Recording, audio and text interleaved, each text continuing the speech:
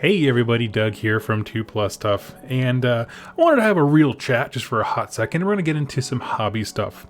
Excuse me while looking down, I'm just looking down here to pull up the chat for my phone.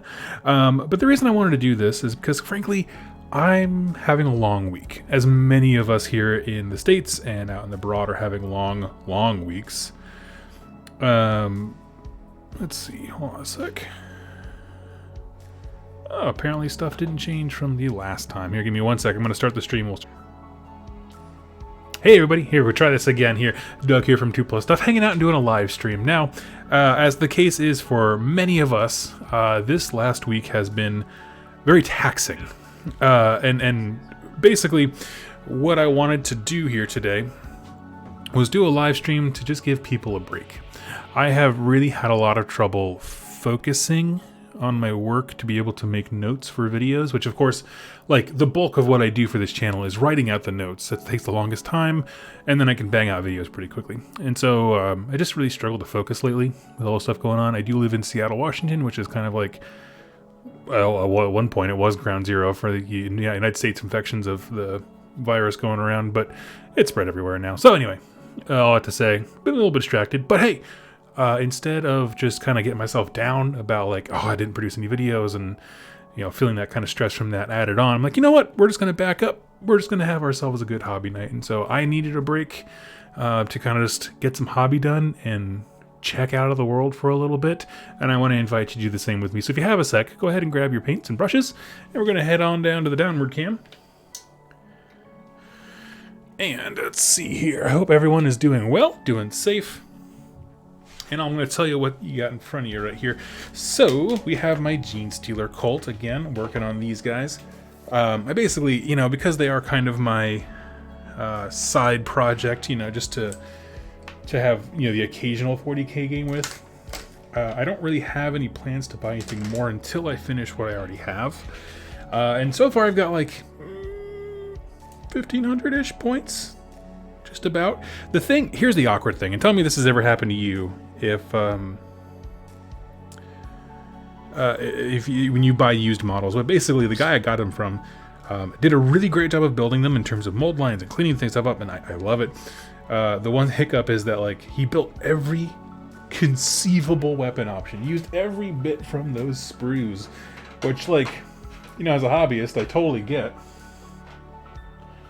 But then when it comes to actually trying to use these dudes on the table, you're like, some of these configurations aren't legal, and so it's alright. I got some extra guys I can, you know, throw some just generic bodies in. But yeah, it was kind of it's a funny problem to have where you're like, he took all the cool things, and you think to yourself, man, we should all be able to take all the cool things all the time. And then you have that sharp reality of like, but they don't do well if you do that. So that's pretty much where I've been at. I'm just throwing on some glimmering flesh on this gold to make it shine a little bit. All right. Now, like I said, this is going to be like pretty much the working definition of 3 Foot Fabulous. Steel Faith, yep, 40k for right now, but we'll get to some AoS. But I just wanted to finish these guys up. Basically, for these dudes, I'm really just going to like clip out the tongues with some red contrast and then throw on some basing texture.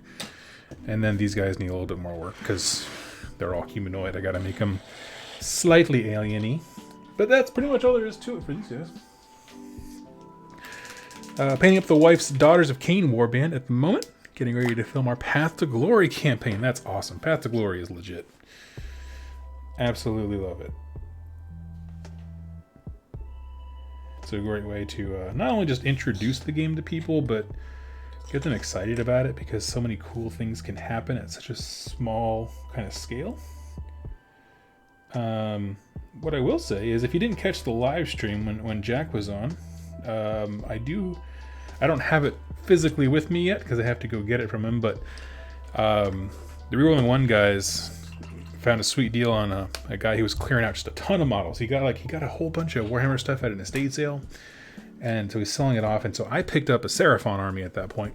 And so I went out to the store and grabbed some paints. And these are the kind of colors I'm going to use for my Seraphon. So we got Temple Guard Blue, Typhon Ash, which I'm kind of thinking of having like like almost like a Rakarth fleshy belly, and then having the blue and the purple, which is Eidolon purple clear, kind of be the more dominant.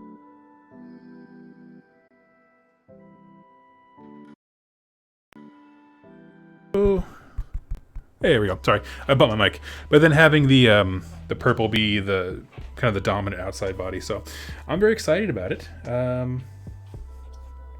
Yeah. So yeah, these guys, I'm calling them done. Like I said, the very definition of 3-foot fabulous for this army.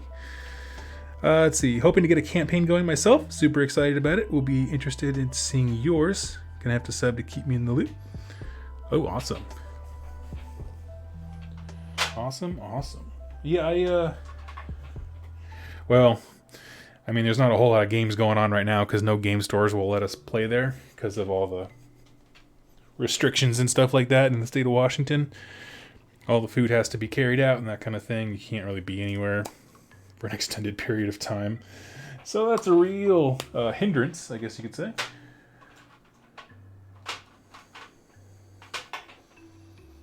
Here we go. Sorry, I was looking for my texture stuff. I found it. Here we go. Aim is to teach the wife how to play, and all things hoping, we're both going to go to CanCon next year. Nice. That's awesome. I've heard CanCon is fantastic, and I would love to go sometime. I don't know. I should buy tickets now. while everything's in ruin. How'd you get this $8 flight to Australia? You never believe it.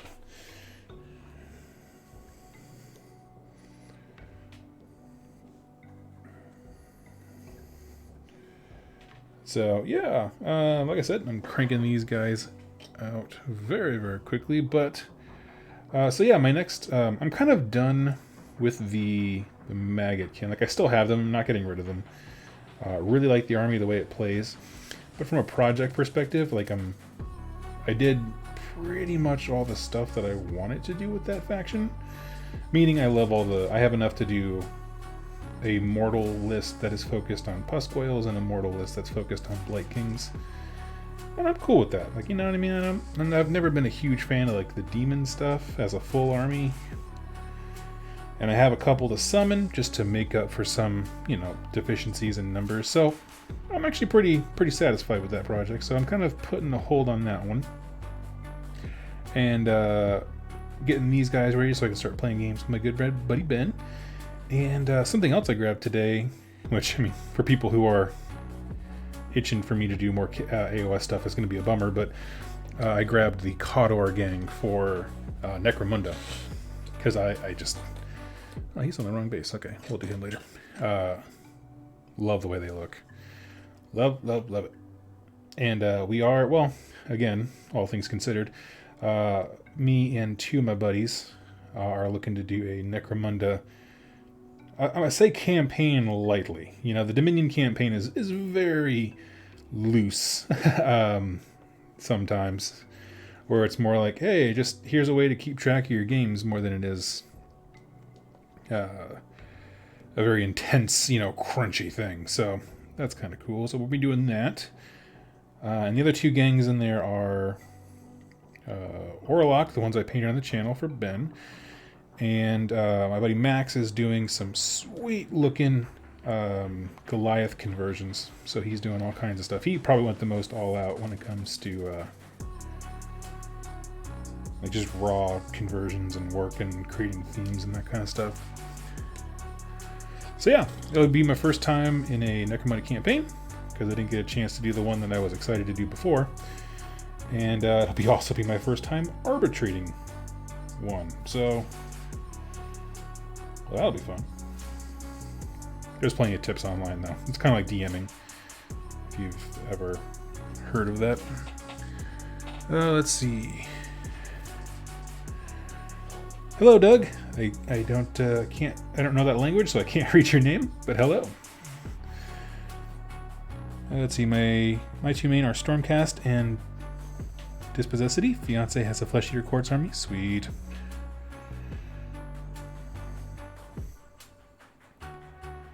What happened to the narrative AoS games you promised? I still want to do. I never promised full AoS games because it takes so much stinking room. As far as Warcry, though, well, frankly, with Adepticon canceled, I will have a few days at home.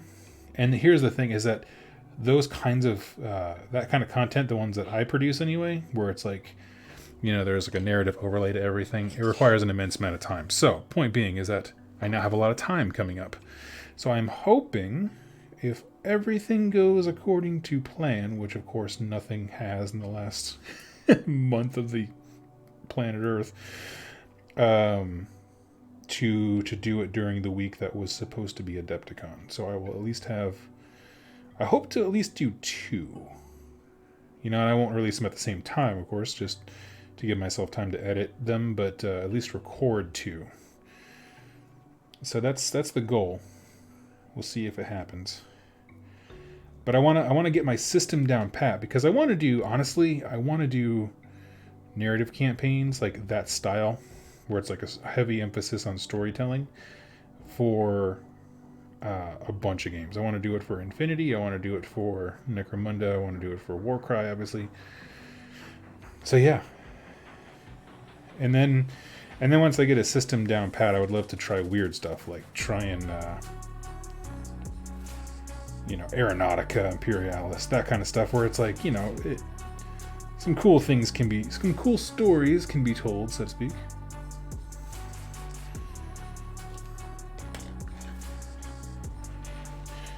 Narrative games are the best. Yeah. Yeah, no, I mean, thank you for understanding. Honestly, it's been a long time coming. I've been promising it for a long time. Every time I see Jack, he makes fun of me at some point for it. For not getting the narrative stuff. It's like, oh, you only talk about doing battle reports. Yeah, it's true. Because that one time I did it, for the first one that I did, it took me the entire weekend. Because of, you know, it's one of those things when you start doing anything, you have to like figure out like, okay, this is the process. What's the most efficient way to make that process happen? You know, and so it's just minor things like, you know, and then you have to take in people's feedback and improve, because people are like, oh, well, I wanted to see, you know, don't do every dice roll necessarily, but at least show some of them, and some of the important ones, or maybe just, you know, what the ability dice are, you know, in terms of priority and, you know, what abilities that warbands have access to given the dice they rolled. And I was like, oh, that's a super good idea. We should totally do that. How do I do that? You know, that kind of thing where I got it figured out now, but it just took a little bit of time.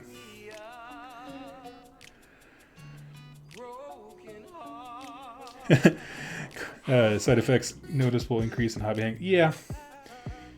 Yeah, there's going to be a noticeable increase on this channel for sure, because I can't seem to focus long enough to make notes for full lore videos. I'm hoping to get some more done tomorrow, but you got me here hanging out for right now.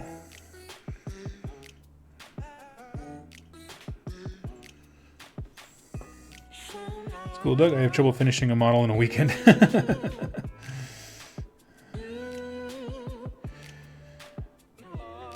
I get that. It's just one of those things like, man, if I want to do this full time, like I gotta be like a content machine. I gotta keep this pain train moving. Okay, what's going on with this music? Every once in a while, YouTube just puts on a weird song. There we go. Thank you, Jack. Yes, I the second I changed it, I saw your comment that the music is distracting. Doug, what armies are you hoping to see released this year, and what armies do you think we'll see practically? What I'd like to see, obviously, we have the new High Elves coming out, the Lumineth Realm Lords. I'd love to see a vampire army. That would be my fever dream. What else would I like to see? I don't know. More destruction stuff. You know, and I don't have a a specific thing that I want per se. You know, like I'm not like dying for X, you know, a new kind of orc or like grots that do this or that kind of thing. I don't really care, but I just want more destruction armies. Yeah. So I'm not quite sure how to do that. You know, like what narrative beats they'll go down to try and make that happen. But yeah, I'd like to see it. I know, like the Sons of Behemoth thing. I mean, it was a rumor, a strong rumor. We knew that they were coming, and then all this stuff went down. So it's like, no, can't handle it. Just joining. Why you home so early? Everything cool? Yep, everything's great. My work is kind of at a snail's pace right now because, so if you don't know, I work with the state, and so we supply old folks on Medicare with these emergency buttons and pill boxes that remind you to take your pills. And basically what's going on is that all the case managers are so flooded with cases of like trying to help their old folks get into secure spaces and make sure they're safe and healthy, that kind of thing, that no one's putting orders in. But I still have to show up to work because for the people who already have our devices, I do tech support. And so it's just a whole lot of me sitting in an office watching battle reports. It is frankly what it comes down to. Struggling, trying desperately hard to write notes for videos, and my brain just being like, nah, let's have existential crises instead. So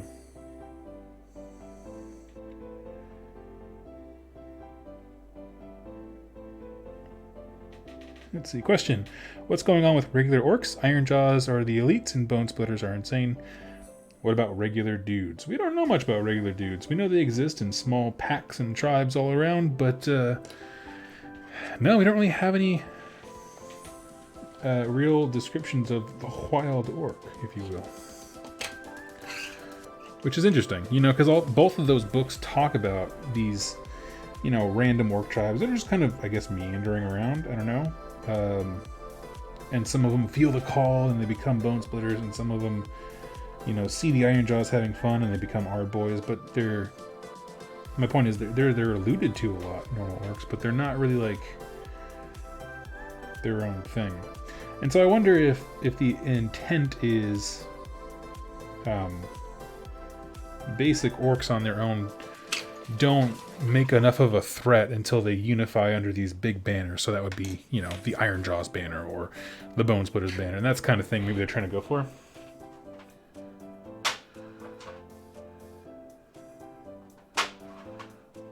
Let's see, so here we go. What's up, boys? Hey, Brennan. Destruction Battle Tome, regular dudes. Exactly. Battle Tome Chaboys.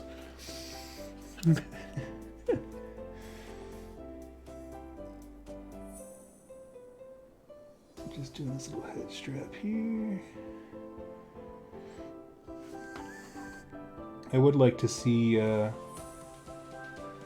most assuredly, I would like to see cross Grand Alliance armies, or maybe just armies that, like, I don't know, I want to see humans in a death army, or humans in a destruction army would be rad. But yeah.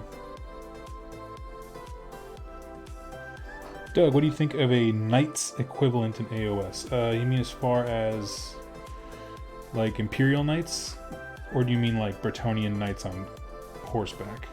Because I just want to clarify. As far as like Imperial Knights, I would love it.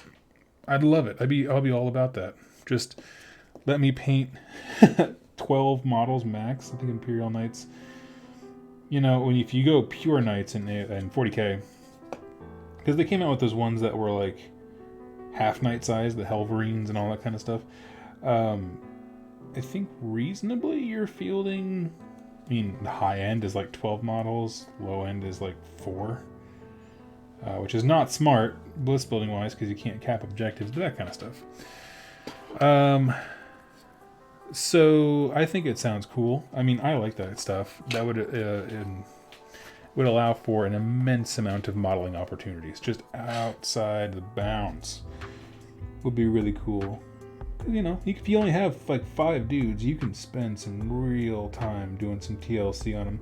What I will say is that I don't really want like a battle tome to come out that's just our existing giant kit, the Gargant, because he's cool, but like having 6 of those would look really boring, right? They're all just doing the drunken stumble forward. It's like, I want some variety.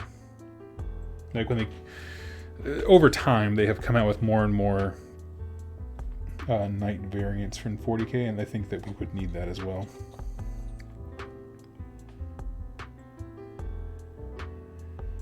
Even if it's just like to have a more interesting pose or something like that.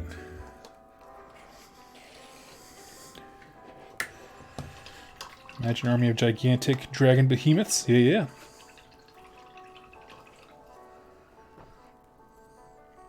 Hail and well met from the UK. Hey, hey. Heard you guys are having the same rough time that we are.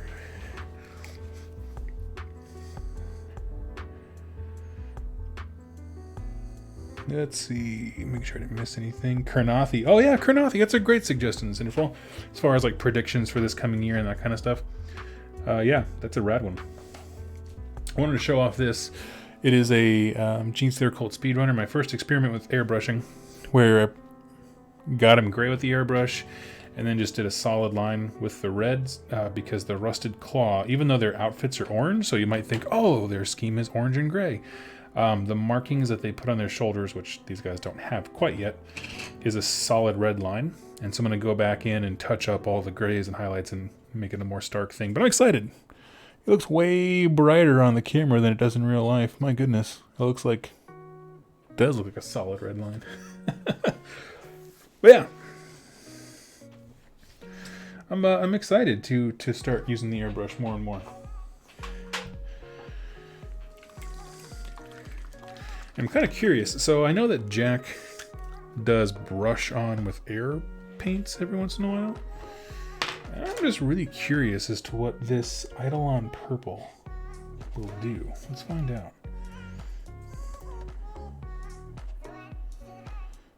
Because if you don't know, like the Genestealer Cult dudes, they like have some slight fading into purple around some of their features, particularly the forehead and the back of the scalp. It's pretty cool. We'll go with it.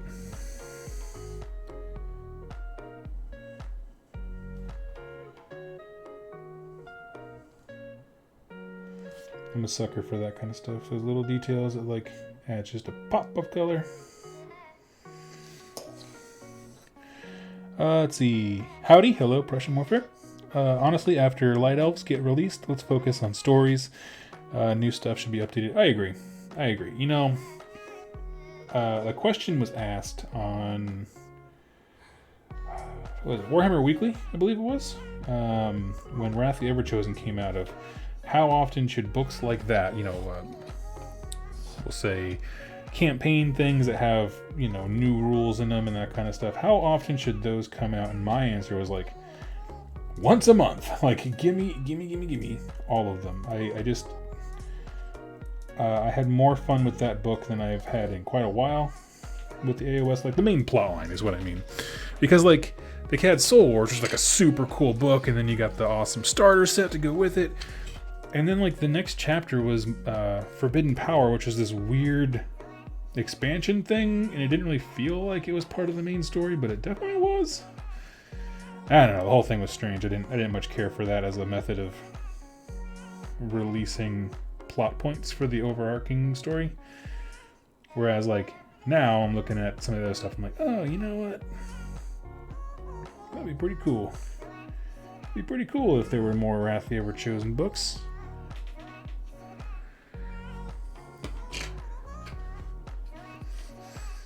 Used Roaming Monsters last Saturday. How'd that go? Roaming Monsters.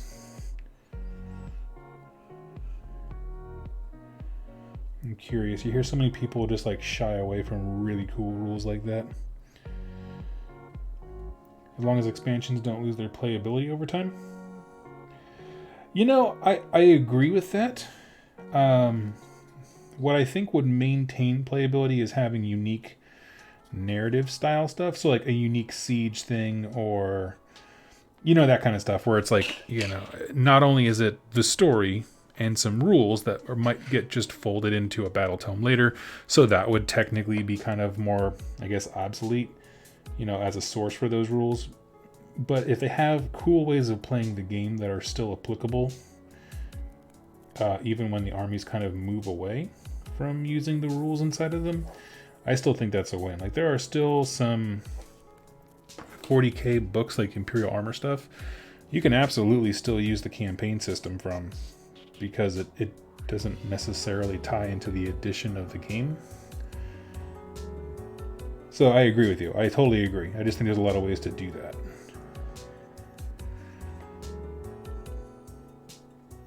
So a lot of things can be massive. Went 2-1 on Saturday tournament. Was flying boars 36 inches to an objective. Nice.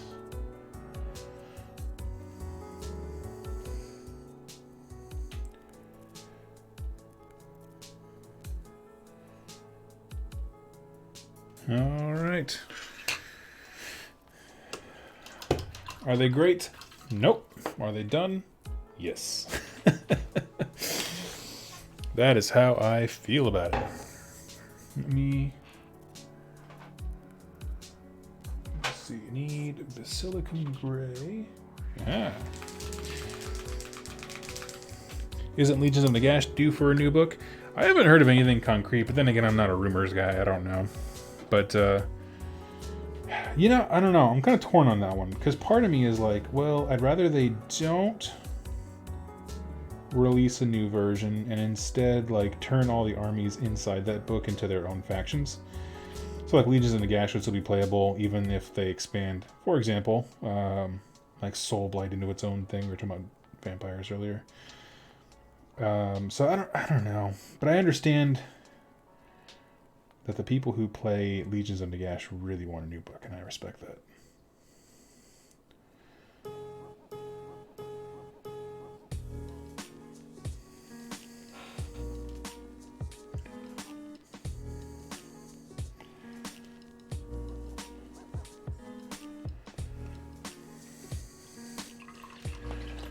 Let's see. Might get phased out. Death being broken up. Yeah, that's kind of what I was thinking. Wouldn't mind if Legions of Nagash phased into a Soulblight book.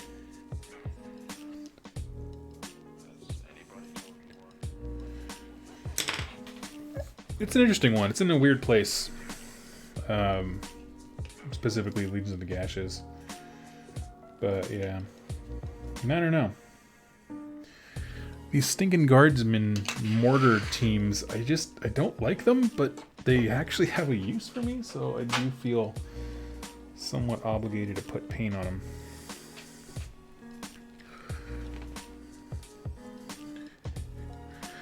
Been quite a few Daughters of Cain rumors. Interesting.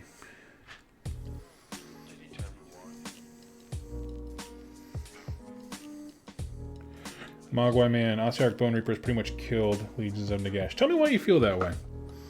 I as someone who doesn't, like, I don't play Death Armies, that kind of stuff, like, I'm out of the loop with the people who are super into death stuff.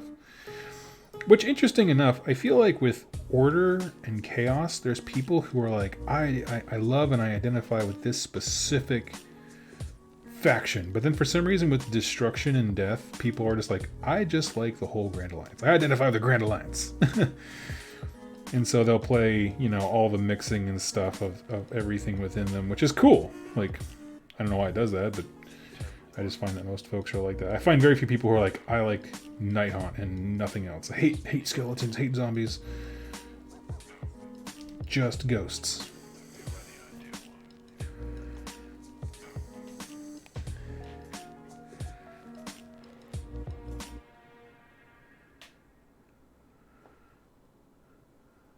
Ooh, got a little debate.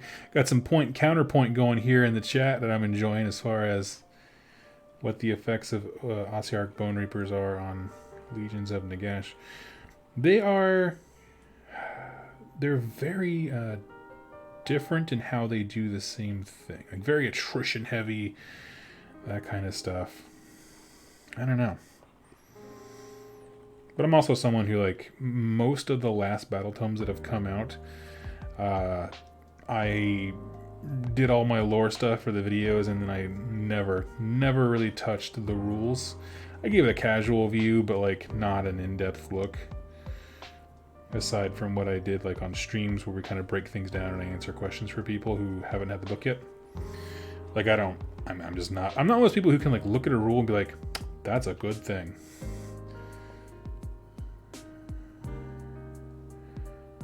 I guess I can do that with some units that are like particularly like, you know, their characteristics and stats and that kind of stuff. But I mean, for the most part, I'm also dubious of anyone who thinks they can. So I'm like,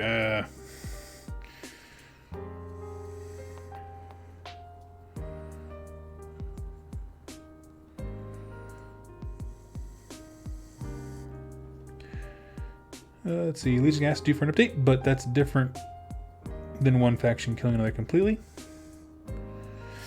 Yeah, I'd agree with that. It is different. It's inherently different. I would also add that I'm not sure if I agree. I don't agree that Bone Reapers killed Legions of Nagash, because there are people who own Nagash models, the Legions of Nagash models, that never wanted to buy Bone Reapers, you know. So the faction's obviously still playable. It's hyperbole, but even on top of that, I'm not even sure that like Ossiarch Bone Reapers killed it so much as what is implied is that Petrifex Elite, with their ability to just stand there and not die, did.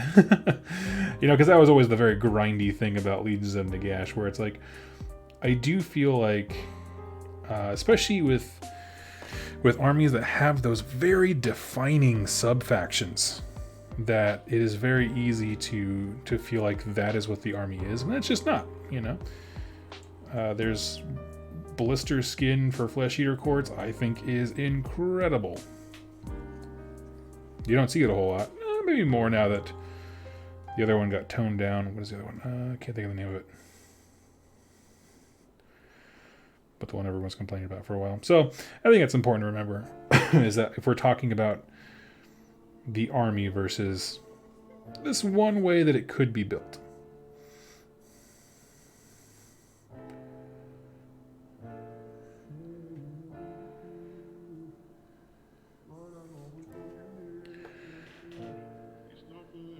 It's never a bad time to get into 40K.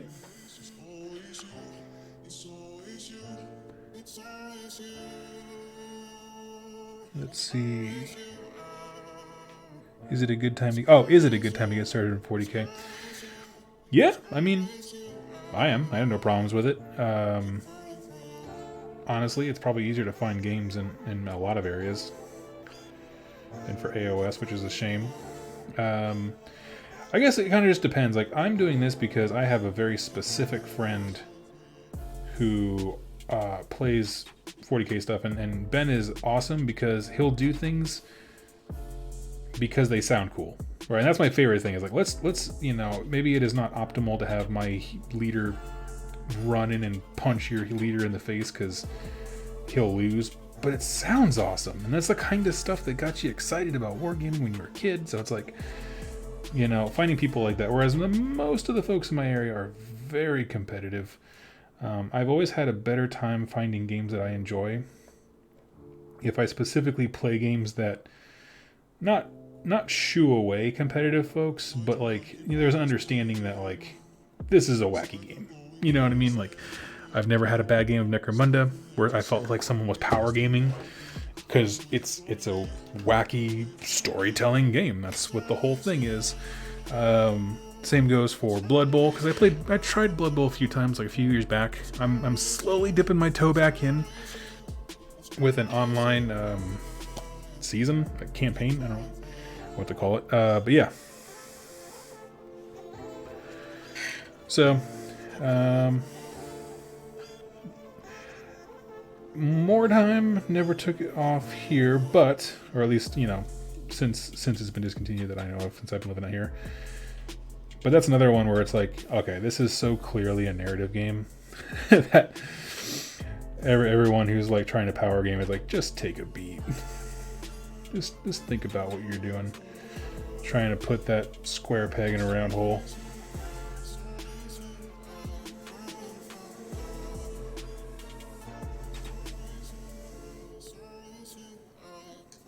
And honestly, and same thing, Warcry, that's another one I was trying to think of another game. I was like, yeah, Warcry is the same way, where it's like, you know, people approach as like, oh, well, this is a beer and pretzels game, so I get to relax and just have fun. It's like, no, you can play 40K and just relax and have fun too. You don't gotta be on all the time.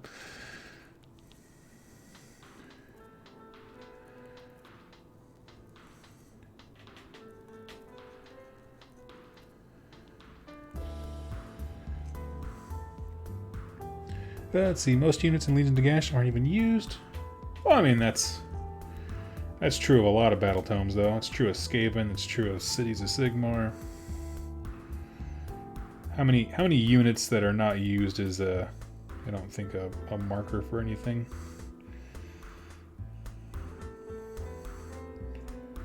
Anyway, I'll let you guys discuss.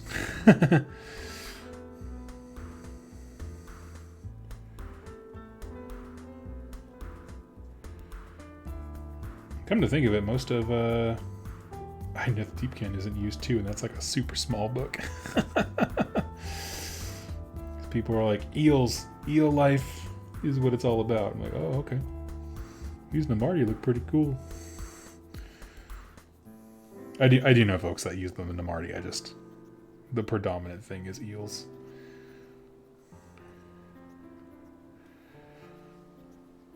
Which is fine, you know, people like it.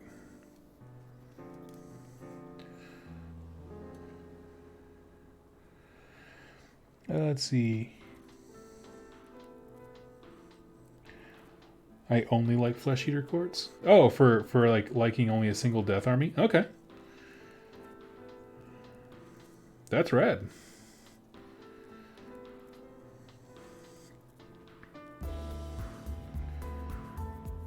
I guess that's true. If I had to pick a single death army, I'd be like, yeah, I'd probably just grab Flesh Eater Courts and then just not do anything else. Come to think of it, that's probably true.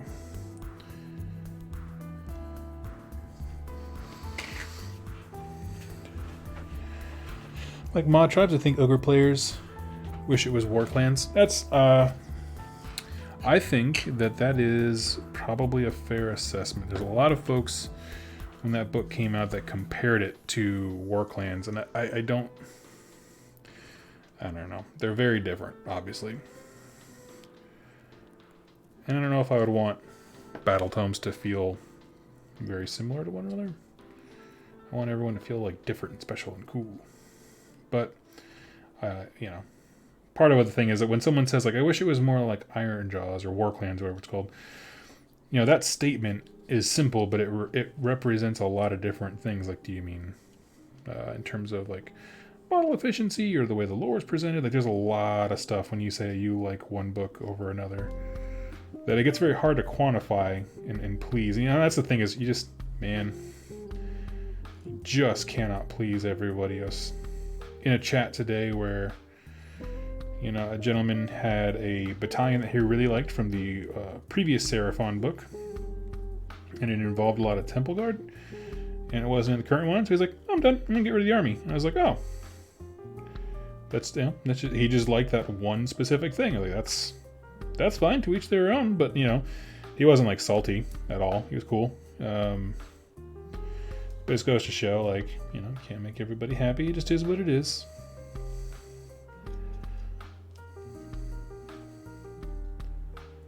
A lot of folks are like that. I have this one build or this one design that I like for my faction, and if I can't do the thing that I want, I'll do something else. That's highly specific.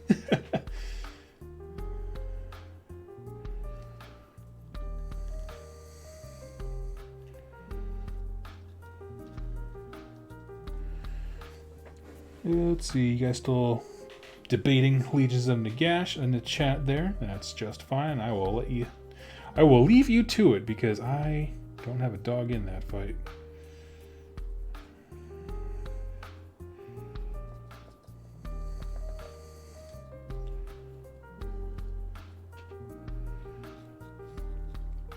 So yeah, big stuff that I've been doing. Let's see. Today I picked up. Can't remember if I said it already, but I grabbed a Khador gang for Necromunda. I'm excited about them. What I need to do, honestly, now that I have this airbrush and I have everything I need to like prime indoors whenever I want and that kind of stuff, which was really exciting. What I need to do is just have a build party, you know, or I just build a metric ton of stuff so I can like then crank it and prime it and that kind of stuff. You do all the work, really.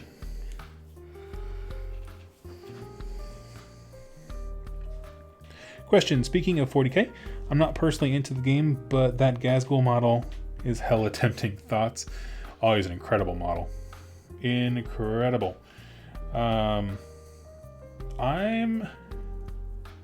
not, well, it's a cool model that maybe I'd like to paint for somebody, but like it doesn't tempt me to play orcs. Because here's behind that one amazing model, you're like, I want to play that guy. With orcs, there's like 100 little nobodies you got to paint to be able to feel that guy. So that's always been kind of a dissuading factor when you're like, oh man, I like orcs for these vehicles. Oh, I gotta have a bunch of boys to go capture objectives because all I did was take a bunch of vehicles. Dang it. And that's kind of where they lose me every time. Plus, I already painted an Orcs army once, and I kind of am loath to do it again. Although it would go faster because now we have contrast paints. So maybe it wouldn't be that bad.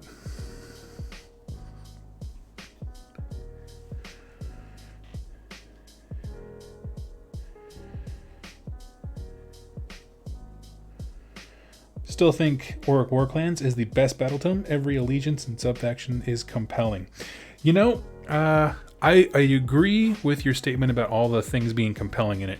I would say that a good contender, honestly, I do believe that Seraphon is a contender with that one. In terms of, you can own the same models, you can have a limited collection, but you can play that book in so many flippin' different ways because of all these little subcategories they've made where it goes beyond, well, I mean, it doesn't go beyond, it's right on par with, Bone Splitters versus Iron Jaws, right? And then within those things, you have your individual war clans, where you just have more choices. The difference is that with Seraphon, you can do that no matter what you own, whereas Iron Jaws and Bone Splitters, you have to have Iron Jaws and Bone Splitters armies. And so, I don't know, man. They're competing for the same space because there's pros and cons, because they also have the big wall, which allows you to take whatever you want, but then you're forced into the big wall rules.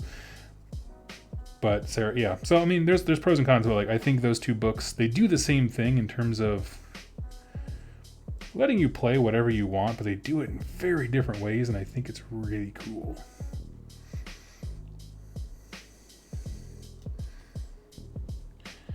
Let's see. Take a hard stance or I unsub. What am I taking a hard stance on? Tell me and I will do it. What am I? Oh, you're talking about the Legions of Nagash versus Ossiarch Bone Reapers thing?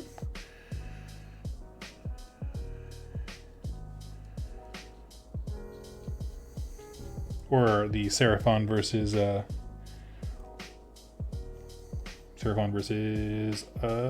War Clans in terms of the most versatile? Let me know, and I will do that. I like debates, but I don't like wishy-washy answers.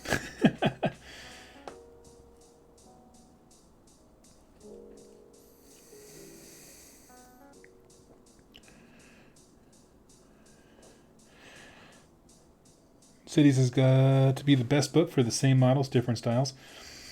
It is really good, and it's also up there high on my list. The one thing that I do think that Ironjaw or War Clans, I don't know why I keep saying Ironjaws, War Clans and Seraphon have one-upped on that, is that also the battalions within them allow you to use wider ranges of those models, whereas the battalions in Cities of Sigmar are very strict in terms of what you have to bring.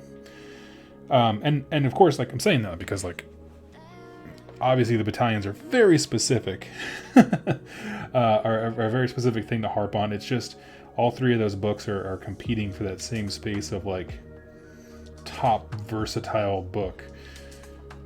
So the thing that I think puts the other two above cities is battalions. But yes, I agree. They are right there because I mean you can have one city's worth of army, meaning you know, you have a mix of troops from all over the place, and you can create many different cities that are all very interesting and unique. I think, don't quote me, but I think that's what Jack liked about it.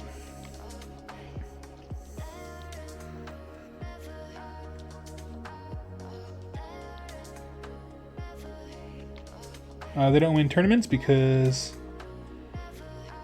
they're meta warping. Tzeentch kind of counters it. We also talked about how insane the Tzeentch book is.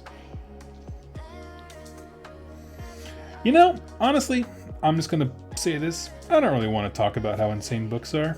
I don't enjoy this game from a competitive level, to be perfectly honest with you. There are ways to build each army that are not fun. There's just ways to have not fun with this game, for sure. But what I like talking about is options, and that's why we were talking about Cities of Sigmar and Seraphon and War Clans, just because I like the idea of someone walking into a game store and saying like, I like that, and it's like a dinosaur with a laser strapped on its back, because why wouldn't you like that? And then being able to buy stuff and never, I'm going to use this is a light expression here, but never make a bad purchase. But what I mean is, like with Skaven, for example, I made bad purchases. I was like, I like this, the general Skaven stuff, and I was like, you know what? But I really actually like Pestilence, and so I started to veer that way. But the problem is the way their battle line works is it's a cluster cluster mess. We'll call it that, because you know, in certain armies with certain allegiances, things are battle line or they're not, or it has to be all this keyword or all not. And so I made a bunch of stupid purchases and then painting them. So I ended up with this moment where I've painted over 100 models, but I don't have a fully functional 2,000 point army. Frustrating, right? I don't know. I don't think that that's a good experience for people. Like, the fact that avenue exists is not good. It's just, of course, I'm an idiot for just doing that, knowing as much as I know about the game. But for a new person who doesn't know as much, it would be a more honest mistake. So there's that kind of stuff where I'm like, that's not cool. That's not cool at all. Whereas, as opposed to that, you have stuff like Cities of Sigmar, where it's like, hey, take this, you know, start off, don't play any cities. Just learn the rules of your army. This is all assuming I'm talking to a new person. And they can do that, and then they can add a city and get comfortable with that, and then try a different one. And then, like, all of these purchases they've made along this way, none of them are wasted. None of them are a missed opportunity, because they all have fresh life under different sub-faction rules and that kind of stuff. I feel the same way about Seraphon, and I feel the way about War Clans for sure. You know, it might be smarter to start leaning in this direction. You know, start with Ironjaws, because that Star Collecting box is stellar. You know, and then kind of branch out into Bone Splitters.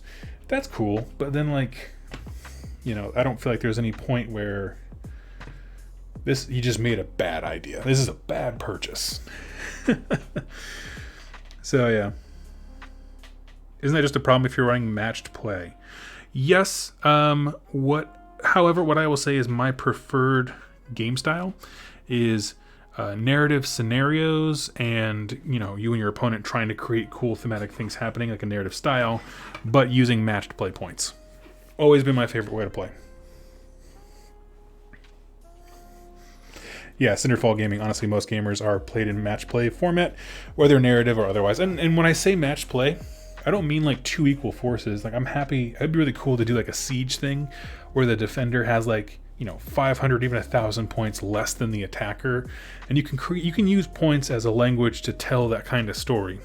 So it doesn't sound like I'm just like, oh, points or die. It's like, no, I'm not looking for a fair game. I'm looking for a good game. Let's see. Give me 1 sec. I'm gonna go grab a box full of models here.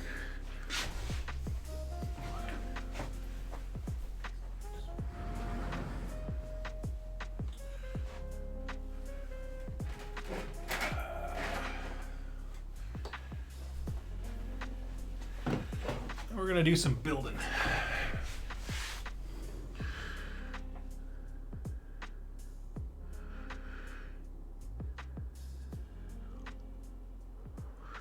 All right, unlike online competitive games, oh hey you, which get all statistics monitored worldwide, AoS doesn't have that. So citing 40% win rate, blah blah blah. Yeah, basically, honestly, here's why. All right, we're tuning in. We're trying to forget the world. Let me give you the D Griggs thought on competitive stats and that kind of stuff while I pull out some Necromunda things that I'm working on. I believe, personally, that information from events is too limited for meaningful review. Now, I say that, and people are like, oh, we have all these events, and we saw what happened on camera at XYZ tournament, and we know that it's bent and it's broken, or blah, blah, blah. I don't care. What I care about is because those blow up statistics that are intended to be rather, I don't know. Let me pause right here and think what I'm trying to say before I say something stupid. Probably already did. What I mean is, I don't like it when your average gamer who never goes to a big event, doesn't go to a GT, doesn't go to Adepticon, or all these big illustrious events with all these players, and they walk around in their mind thinking, Zinj is broken. Do you play a Zinj player? No, we don't have anyone who plays Zinj locally, but I know they're broken because of what it said online. I despise that. Like, actively dislike it. And I don't like when content creators, when a book drops, they say X is broken, Z is garbage. That, we'll say, ruffles my feathers, if you will. Alright, so I got 2 things of Goliath, I got 2 things of Cawdor. Let's do the Goliath first, because they're kind of taking up more room and they're kind of spread around. So, I won't refute you if you say that X is broken. I won't argue you, because honestly I don't care enough. What I care about is people going to their local game store and either being, they walked into Games Workshop and were like, whoa, those Ossiarch Bone Reapers look amazing. I, before the rules came out for Petrifex Elite, was like, that looks rad, because I got the red bone armor and that kind of, it looks so good. It's the only looking, from aesthetics purely, Ossiarch Bone Reaper faction that I like, is the Petrifex Elite. And now, everyone's having a crap storm about it. Basically. I didn't realize this is a whole bunch of Escher I didn't even know I still had. I thought I built them all. Oh man, I got a problem. So, I don't know. Let's see.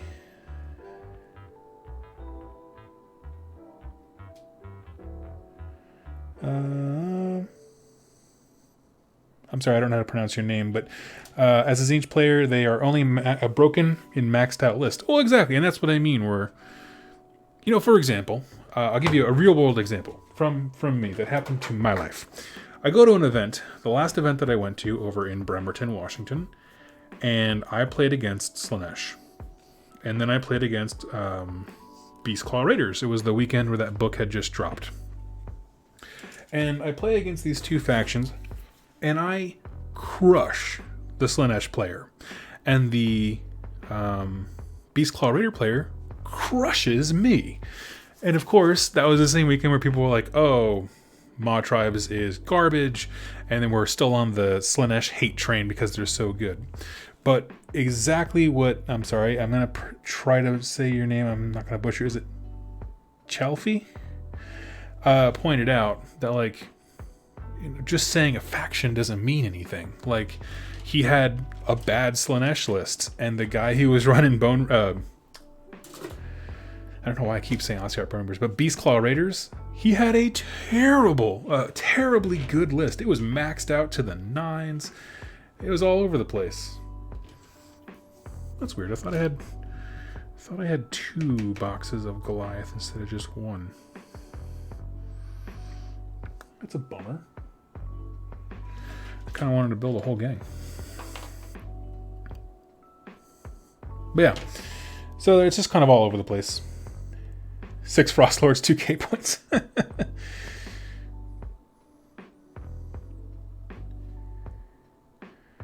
Hey Doug, I remember getting hit by Tzeentch is overpowered back in the start of AoS.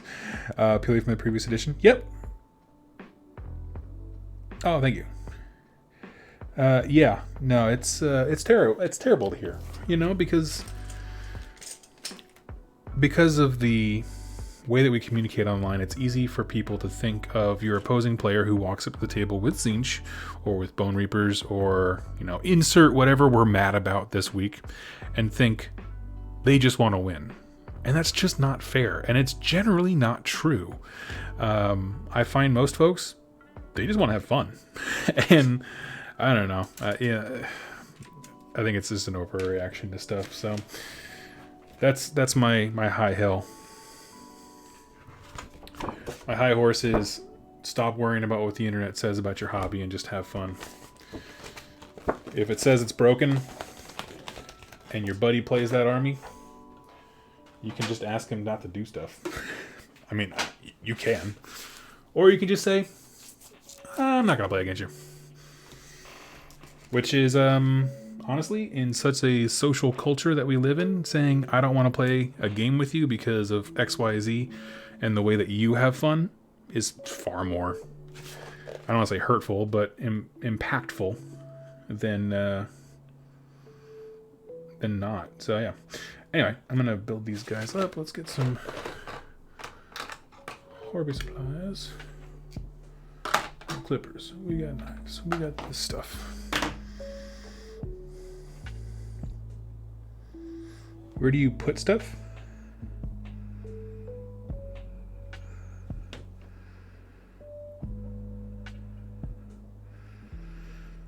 Can you clarify that question, OmniPhase? Where do I put stuff?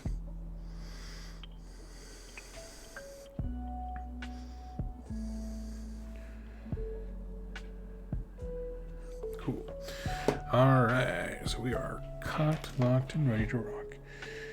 Stonehorn to the objective grabbers. I don't know anything about that army. It looks so cool. Like, it does. I mean, I'm a sucker for armies where you just need a couple guys. So it really should be something that I own at some point. But the thing is I want to do something like visually distinct every time I choose like a new army. And so Seraphon are kind of the thing, because they're very bright, and I like that.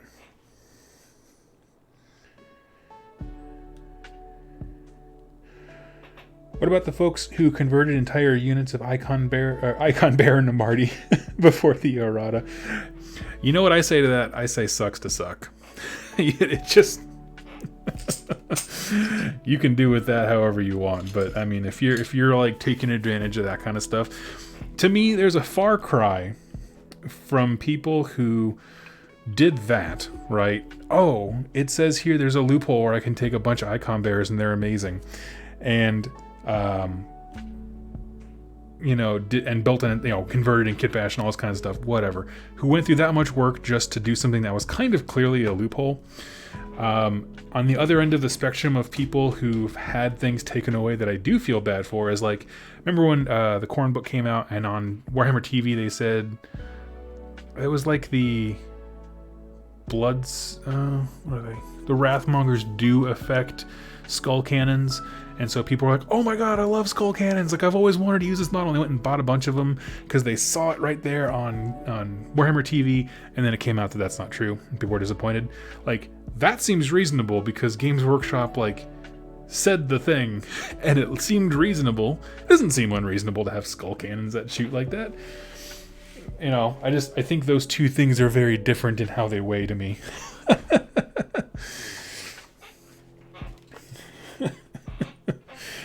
Whereas, yeah, my default answer is it's always going to be sucks to suck for the other guy.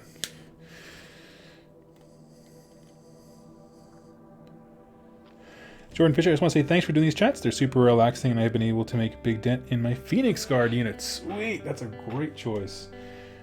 Yeah, dude, happy to. And this is always the problem. I don't typically build when I live stream because it just ends up with me staring at a sprue because I'm too busy talking to like see what's right in front of me.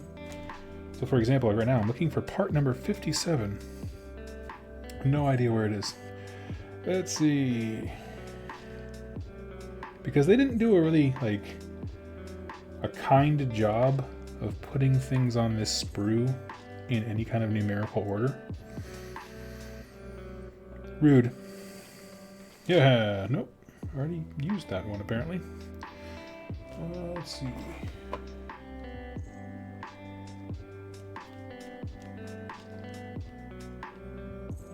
Aha, I see. I built the alternate ones. We need 4 and 16. Okay.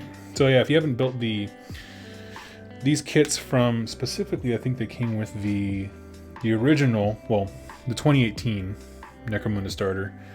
They have like these kind of like prescribed cool ways to build these guys, and I did it with the Escher gang, and it made it really easy to learn the weapons and stuff because it kind of gives you a nice smattering, and I kind of like that.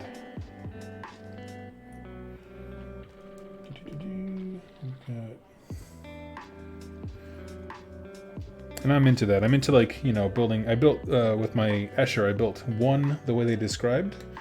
And, you know, it kind of gives you some context for what some of the weapons and words mean when it comes to like how to build lists and how they work and what your guys are good at. And then I bought a second box just to like, I know I'm going to build all the things that I think are probably good based on that.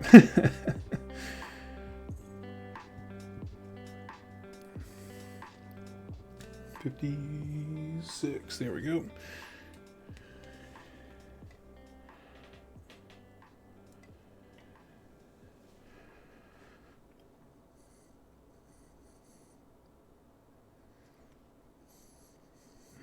I'm just looking at the chat here, making sure I didn't miss anything. The only bad part about Stonehorns is they're monopose. That's fair. Yeah, if you have a whole bunch of them, they do look a little dry. Yeah, they can. It's kind of how I felt about like, what was I building? Fire Slayers? I was just like, man, you know, give me some, at least have the different units have different poses or something. They're all just like walking in the same lockstep. Naked as the day they were born.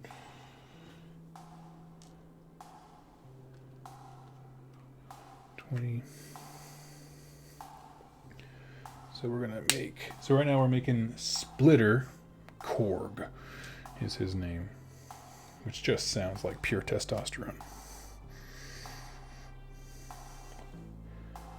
Fire Slayers look amazing with pants.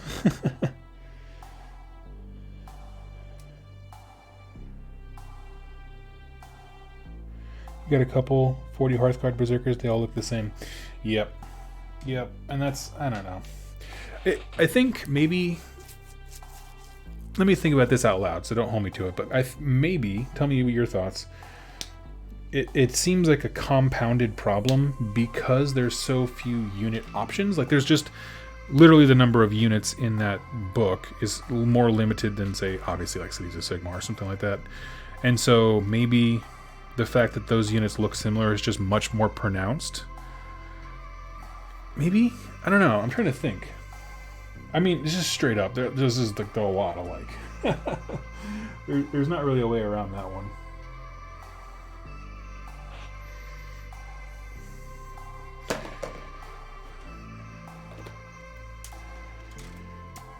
What kind of monster restricts the Fire Slayer's glory by giving them pants? Exactly.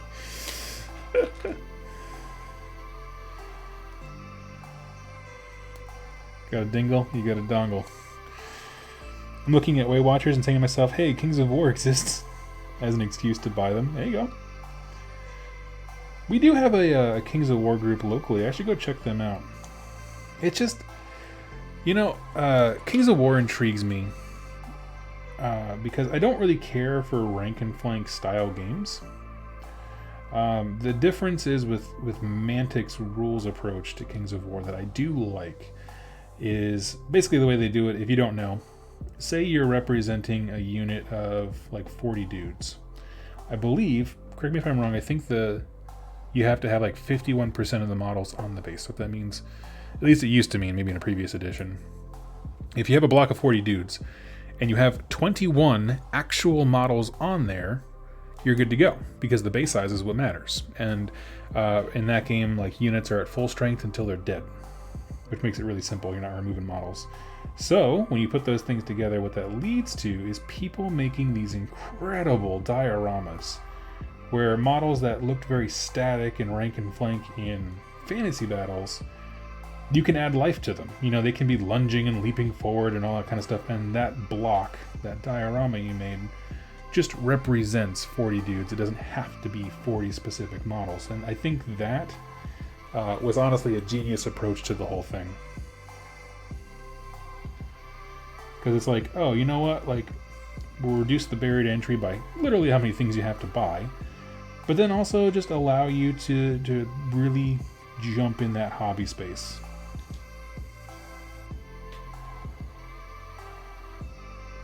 Kings of War appeals to me because my dad wants to get into wargaming, and I worry AoS rules with individual models and combat and line of sight might be a bit complex. Yeah, I mean, technically, you know, in Kings of War, your big blocks, and you really only bring in like 12 units. I mean, like, max, right?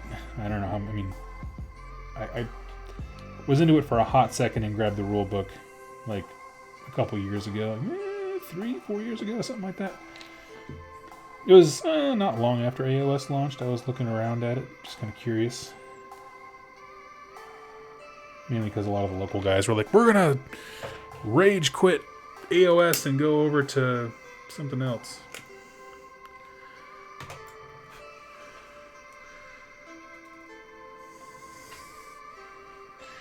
That in time, my game that hates. Oh yeah, honestly, I'm with your crotchety dad. For me, if a game goes on for 3 hours, like I can count one time that I played a game until dice down, basically, at an event where it's like 2 hour 45 minutes, and that's because me and my opponent both, we were super into what was happening, and like, even though it was clear I was going to win, we both just really wanted to play it out, so we skipped some of our lunch and did that. So like, I count that as kind of a very specific circumstance, but yeah, I can't handle the immensely long games.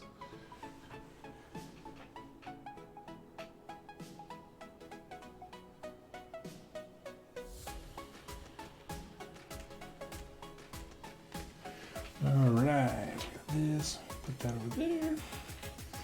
Let's throw these arms on right quick.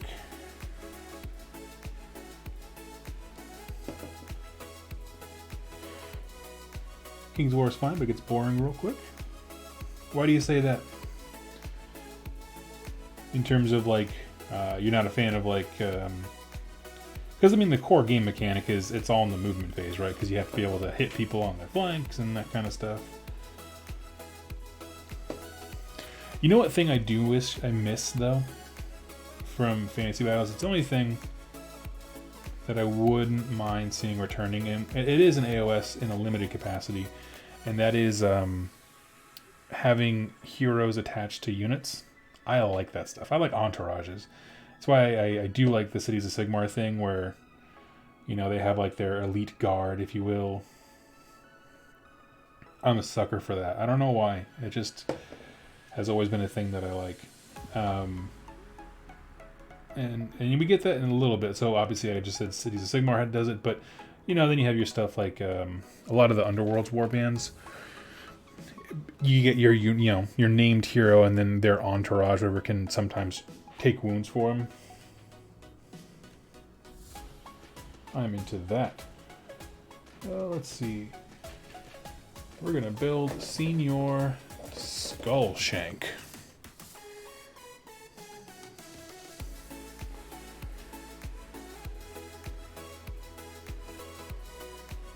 Did you ever try Warcry with him? Oh yeah, Warcry would be a great one, because Warcry is super fast.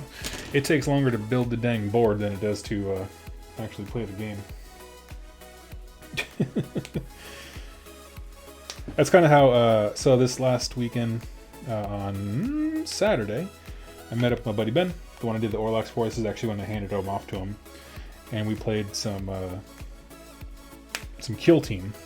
And I brought my Genestealer cults. He had 2 lists. One was his competitive thing, because he's going to an event either this weekend or the next one. And just kind of played that way.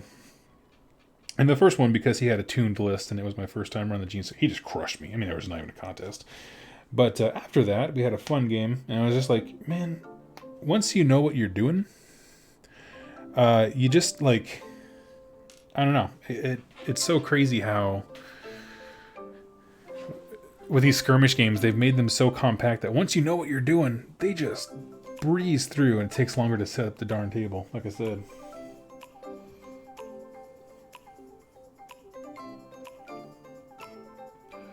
Okay, so we're building this guy. We need, so we have a chest piece. We need 28.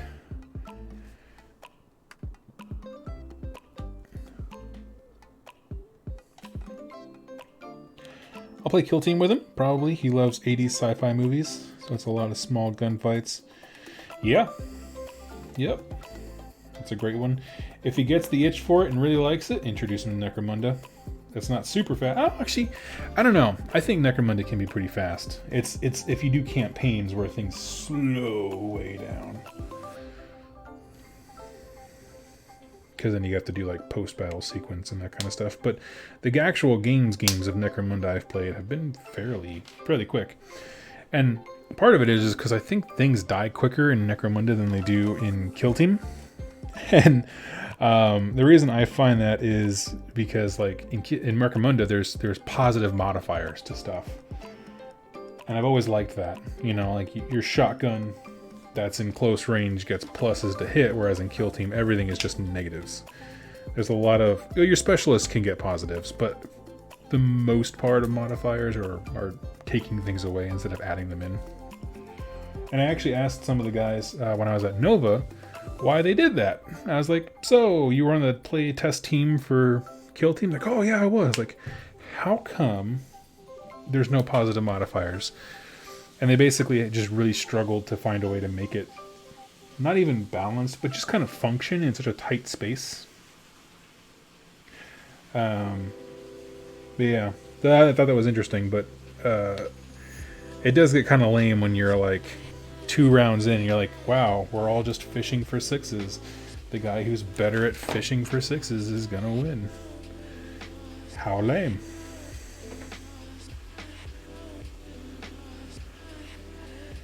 Doug, how do you feel? Let's see.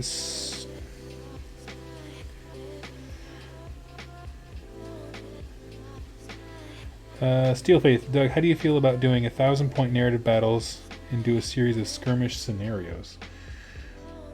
If you're gonna do them, I'll watch them. But if you mean in terms of me doing all of that, even the skirmish games require at least like a 4x4 table. Maybe, I don't know. We're looking at the future about getting a home instead of just all these apartment lives. So maybe when that happens, that'll be a possibility. For right now, like honestly, in terms of like the things that I can build a little micro studio around and like do different angles and shots and that kind of stuff, reasonably, it's going to be limited to pretty much Kill Team and Warcry. And the Necromunda scenarios that we got in that White Dwarf once, because they use smaller tables.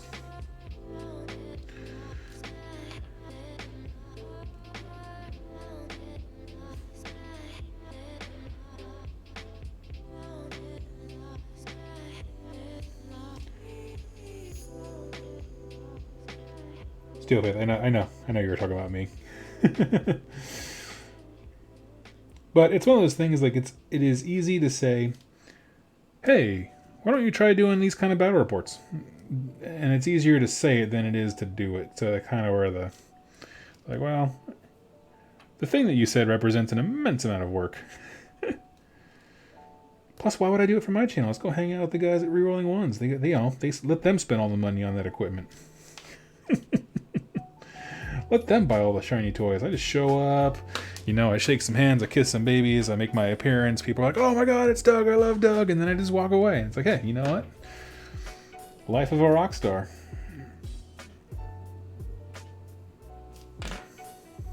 How much winning can one man do?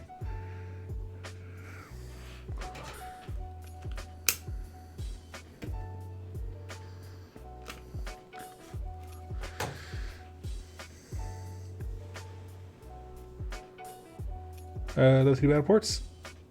Something college dorm.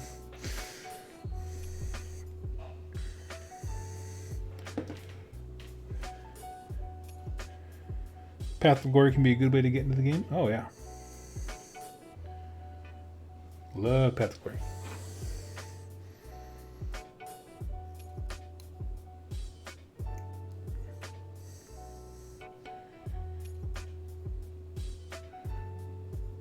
Ooh, that's cool. Starting a gaming channel with your buddies. Sounds rad.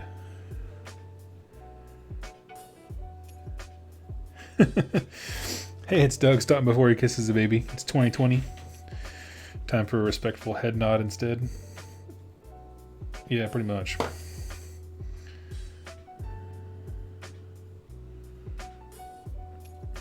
Can't be going around kissing babies. Not in this economy.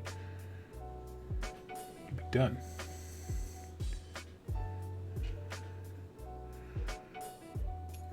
I think I put these legs on right. They look pretty right. There's not really a way to tell left foot, right foot.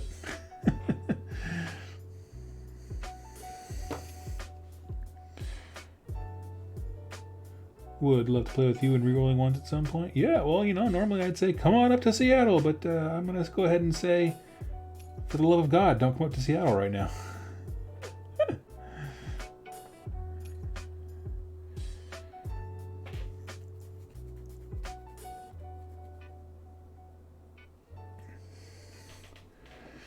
So, what is everybody else working on in the chat while I'm sitting here building?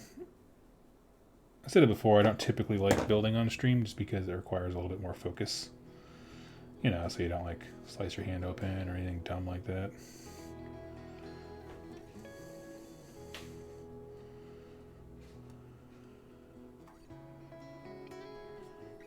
Is this head not? Oh, there it goes. Had a split second where it seemed like a face wasn't compatible with a head, but it's like, that doesn't make any sense. There we go. Let's see. More Phoenix Guard. Screaming Bell. Nice. Old Blood on Carnosaur. I'm excited to build him. It's such a cool looking model. And so in that big lot of Seraphon that I got, there's 2 star collecting boxes, the older ones with the Saurus. And so, yeah, man, I'm excited about that. I'm gonna build that chunky guy up.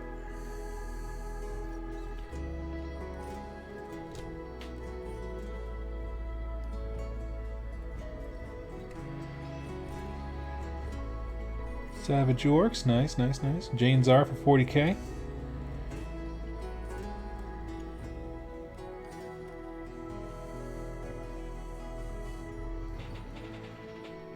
Cool, alright. New Troglodon is awesome. Skink Oral on top is a mini Slon. Yeah, I was at the store today when I grabbed the Cawdor, and they had the Skink Star Priest there. Which is the skink inside of the Lazy Boy recliner that the Slon usually sits in. Used to be like Tedo Echo or something like that. I don't... Please don't harangue me if I got that name wrong. 3, 4, 5... Oh, I did have 2 kits. Interesting. Sorry, I'm thinking out loud, but... I didn't realize that the kind of guide for you when it comes to Goliaths is really just 5 models, and then they invite you to do the same thing twice, like with different configurations. So that's super interesting.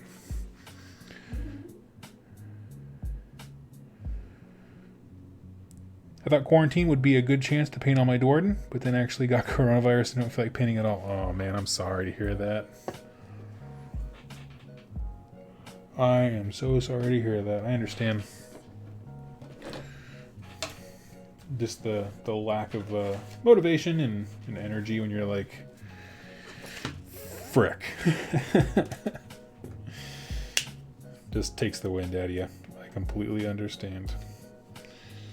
I'm pretty sure if I got sick now, I'd be like, you know what I'm going to do? I'm going to just play Fallout for about 3 weeks.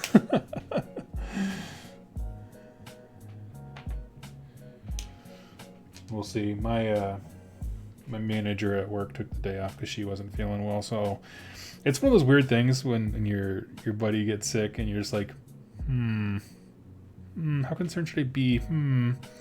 But then again, I have terrible seasonal allergies, and so every time I sneeze, people are like, oh my god, he's gonna kill us. You know, because apparently allergy season doesn't matter when it's virus season out there. So I get it. So you don't want to like be one of those people who panics as well because it's so annoying. Let's see, we need 34. Where's the head? Here we go.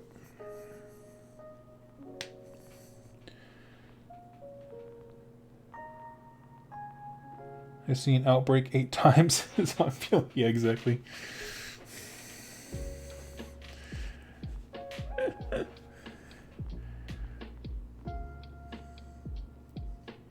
I don't need life to teach me about this virus. I've had Dustin Hoffman.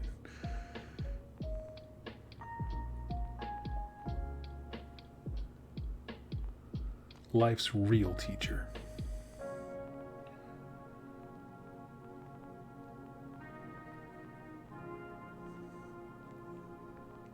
Which would be amazing, yes. But you gotta find a... Oh, is it... what's the... Oh, it's Mutabu, isn't it? The deadly Mutabu virus?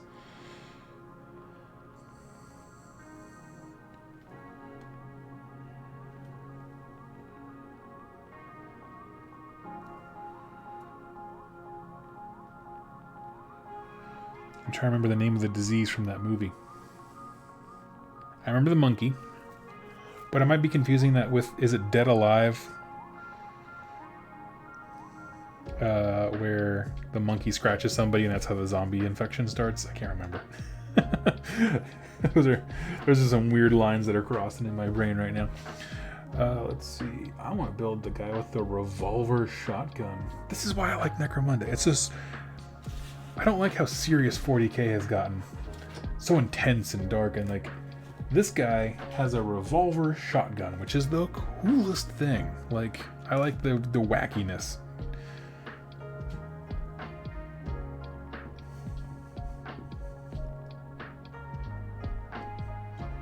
So I need 41, 42, and 40. Okay. There's 41. Yeah, I don't know. And that's the thing I'm having trouble articulating for folks when it comes to people like, oh, Doug, you've been crazy about Necromunda lately. I'm like, yes.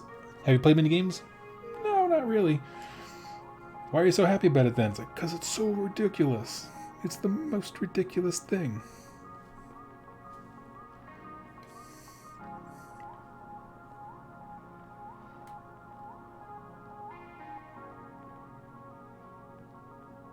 I get cards for the Lord Dead Alive. I forgot about that. Monkey you're thinking of is 28 Days Later. No, it wasn't that one. It's a really old one. I think it's a Sam Raimi movie. Maybe. I don't know. It's like he, at the very end, his mom is like the mega boss, the main character's mom. And so he like starts a lawnmower and like points the lawnmower up and just literally runs into a hall full of zombies and just like blenders his way straight through stuff. Yeah. That's the one I'm thinking of. Brain Dead? I don't think so. Let me see. Hold on, I'm looking it up. This is important research.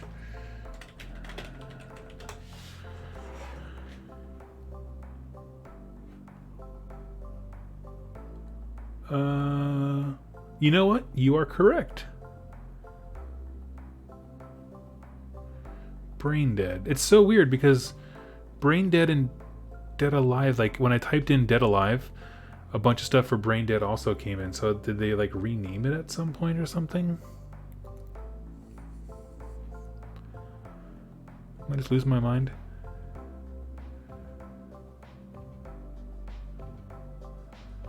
Maybe. Oh, I'm not thinking of Dead Alive. Okay.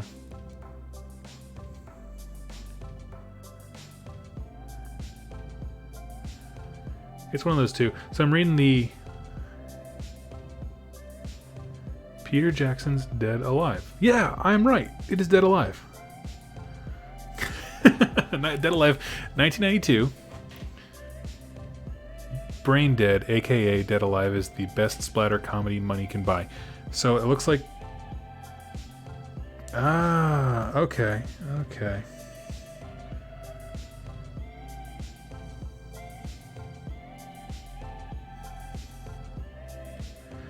Yes, okay.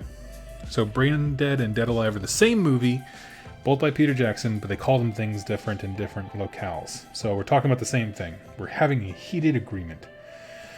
Fantastic movie. Steel Faith, what's the best way to contact you about future collaborations? I'll tell you what I tell everybody when they want to collaborate. You ready?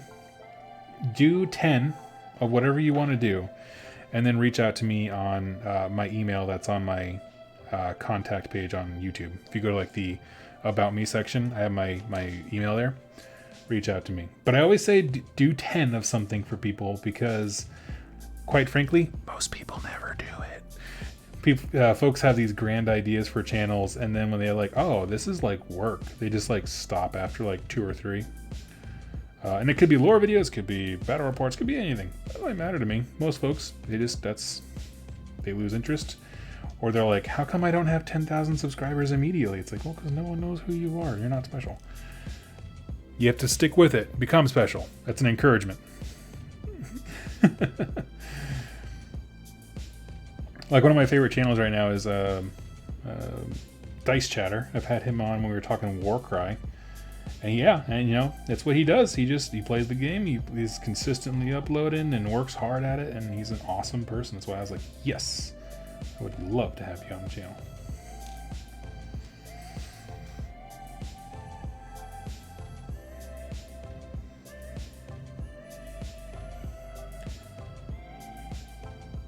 Huh. North America is the only place to call it Dead Alive. Not sure why. That is so strange. I'm sure it's something really stupid. So I'm like... I don't know. Dispute about naming rights and that kind of stuff.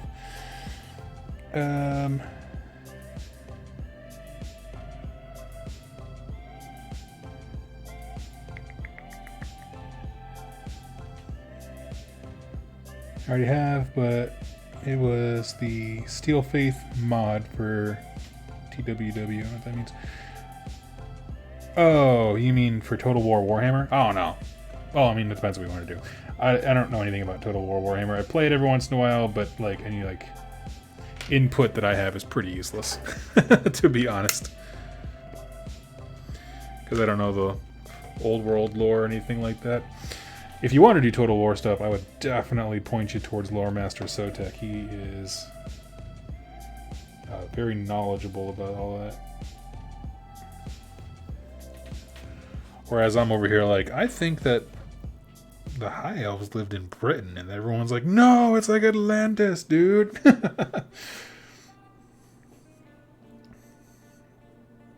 Which Jack often makes fun of me of because I don't know old world geography. To which I counter, never heard of it. Seems like a place that blew up long ago because no one liked it. Hey!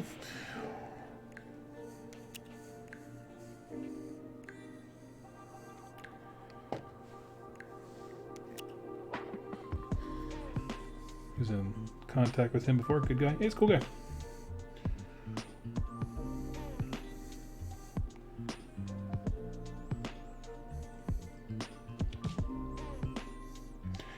Doug, are you excited about Infinity Code 1? I am, and actually that's one of the main reasons I was bummed about Adepticon. Because that was supposed to be when they launch it, and I was like, oh man, I'm gonna be able to get that set. I'm gonna be able to do reviews for it.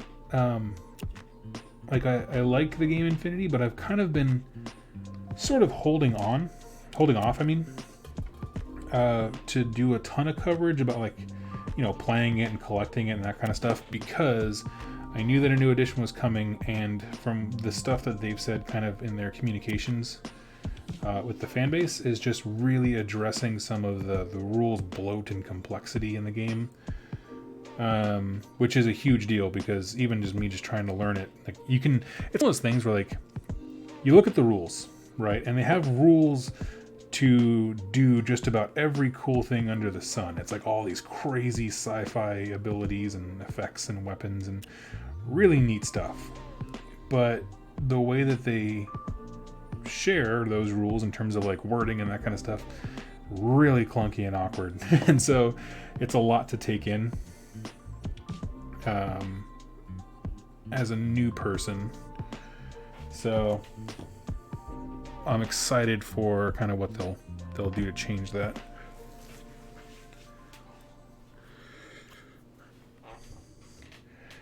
Let's see. Resident Evil is called Biohazard in Japan. There's some B movie already called Biohazard that got released in the US. Oh, that's interesting.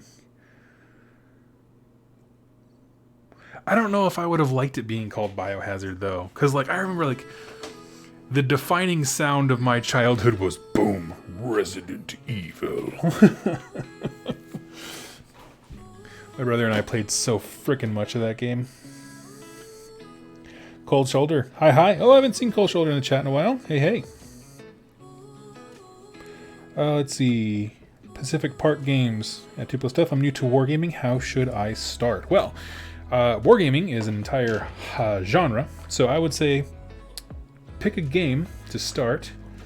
If you found my channel, mostly what I cover is a fantasy game called Age of Sigmar. I'm gonna grab a tool real quick. Do lots of that. So yeah, there's a whole bunch of games. Figure out what you like in games, and then kind of go from there. And that'll kind of shape your purchases. I always tell folks, I do think the most important thing when it comes to choosing a game and kind of getting into the hobby is making sure you have a play group nearby. And that could be as simple as just asking, you know, local store owners, like, hey, what do people play around here? What do they like? And you can join in there. Because honestly, you could have the best game in the world, but if nobody plays it, it doesn't matter.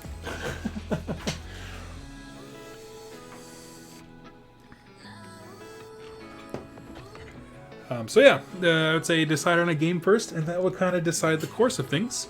As someone would point out in the description down below, I do have a Discord with an open invitation to everybody.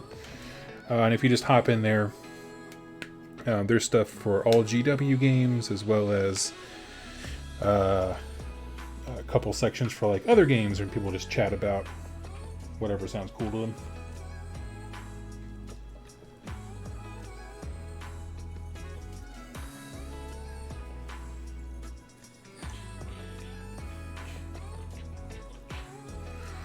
Alright, so we're going to build this last guy. How are we going to do this guy? Alright, so for these options, we have Nox the Ripper, so we're down here on these things, which is wielding 2 melee weapons, and Drago, who is rocking another one of those revolver shotgun things, which would put me up to 3 of those. I'm kind of thinking the melee guy, the Ripper, because I'm kind of light on melee for a faction that's all about getting in there and punching faces. Alright, let's do that one.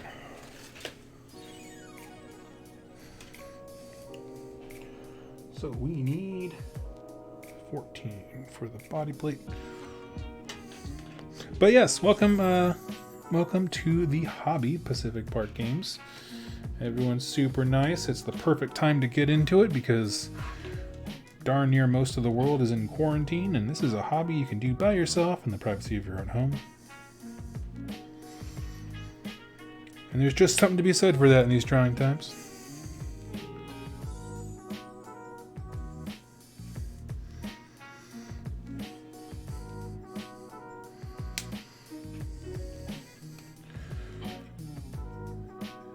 Okay. My buddy worked on his 1,000-point Seraphon list for a doubles tournament this summer. I'm going to sling spells while he supplies the bodies. Got married last Friday as well, and that's been big. Well, very congratulations to you, my friend.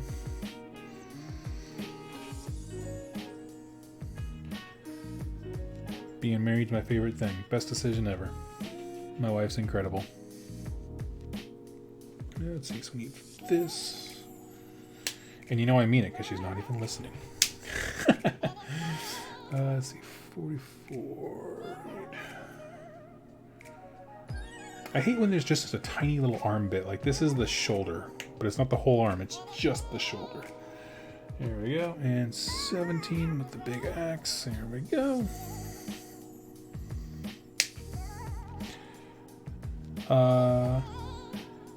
You done? Love your videos. Wanted to ask, do you ever paint parts and then glue them onto the miniature? And if so, is plastic glue good for that, or should I use super glue?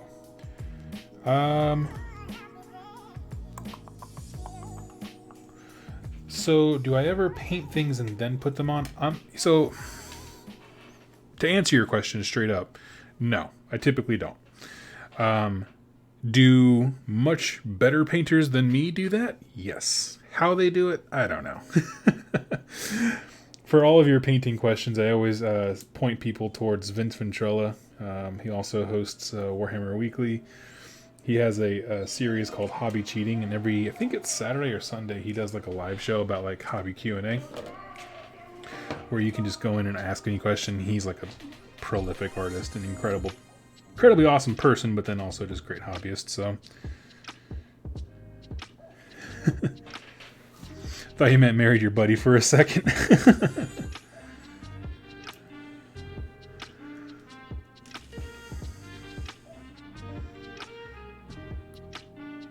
Thank you for answering. Oh yeah, I don't feel like I gave much of an answer, but you know the truth is I would rather point you somewhere else than steer you the wrong way.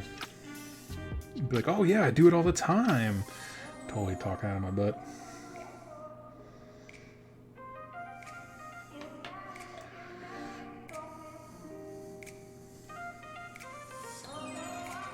And I'm going to go ahead and point out a text message that just came to me, and you can do with this whatever you want. But Shu from Ruling Wands just sent our group a text that said, "Can I come over and infect you with some meat?" And I thought that was really funny because phrasing. Is anyone here planning to play the Lumineth Realm Lords? I keep wanting to say Rumineth.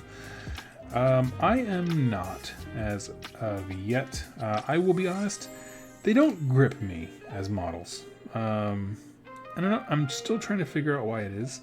I do think part of it is I like the more kind of outlandish fantasy of AoS, and they feel very old worldy.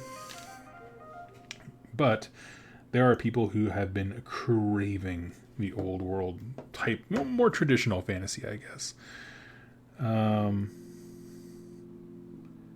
I'm glad to see those folks getting what they want, like truthfully.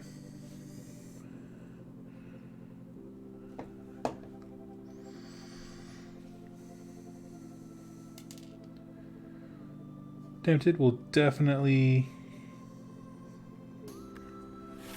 Let's see. I'm super on board for them. Yeah, okay, cool. Tempted will definitely do some if you can run Phoenix Temple with them. That'd be interesting.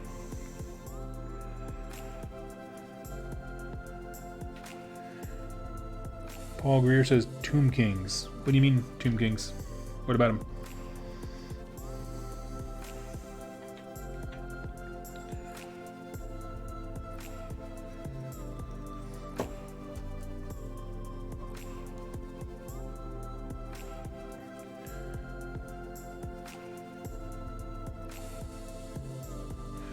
I'm tempted to take the portal off my Seraphon terrain and put my old metal, I don't know what that word is, the model on top. He's ripping the heat out of Gray Seer. That's cool. Honestly, yeah, I was so I was at the store today, and I saw for the first time that terrain piece, and first of all, I really do like it. For a few reasons, but one of the big ones, to be honest, is just that they made it reversible, which I thought was really neat. Reversible in the sense that, like, if you build it one way, it has a bunch of vines and growths, like it's the coalesced, kind of spreading the jungle wherever they go. And if you build it the opposite way, it's very clean and well structured and well kept, like it's one of the Starborn. So I liked that quite a bit. The thing I was looking at, though, was like, it's huge. That sucker is huge. And also rules-wise, all terrain is free. But nothing about it, like, really made me be like, oh, I should get this. You know what I mean? And that's good. Like, I think that is a good place for terrain to be, where it's like, this is a nice to have, not a need to have kind of thing. Whereas, if you're playing something like Nurgle, for example, it's kind of a need to have, right? Like, the trees help the overall function of the army.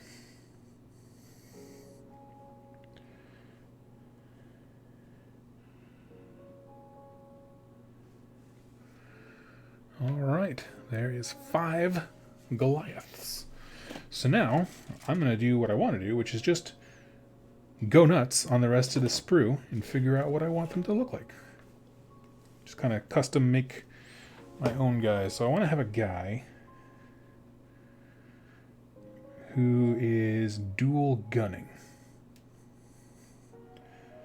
So let's figure out how we can make that happen, shall we? So we have a right arm pistol there.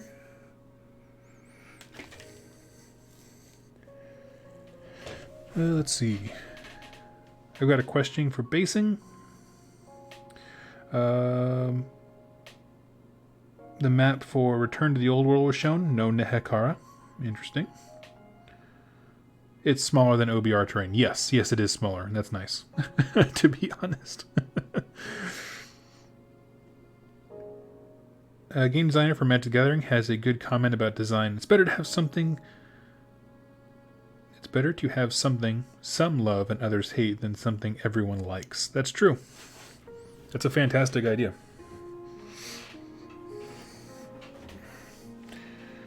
I like it.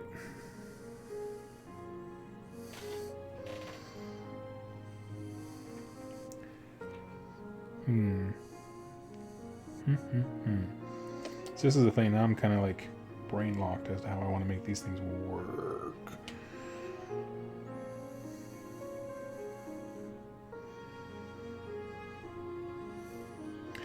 Let's see. I was a huge collector of Tomb Kings. I picked up 25 open boxes from a shop that was closing. We're love to see Tomb Kings. Yeah, I'm not sure what all to tell you.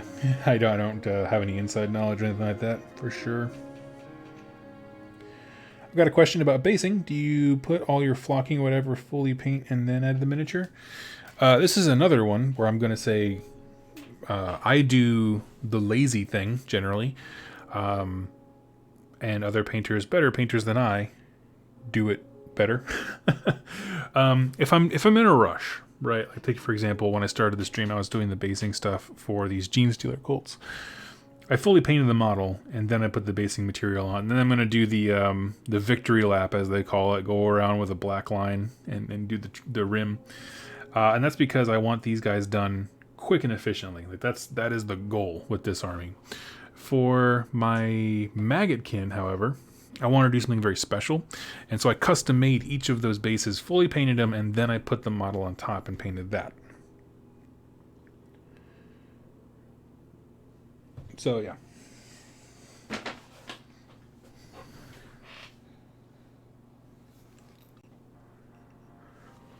Omniphage, let me ask you this. Or was Omniphage? Whoever has Seraphon in the chat, cold shoulder. Yeah, you have some Seraphon. How do you feel about Temple Guard?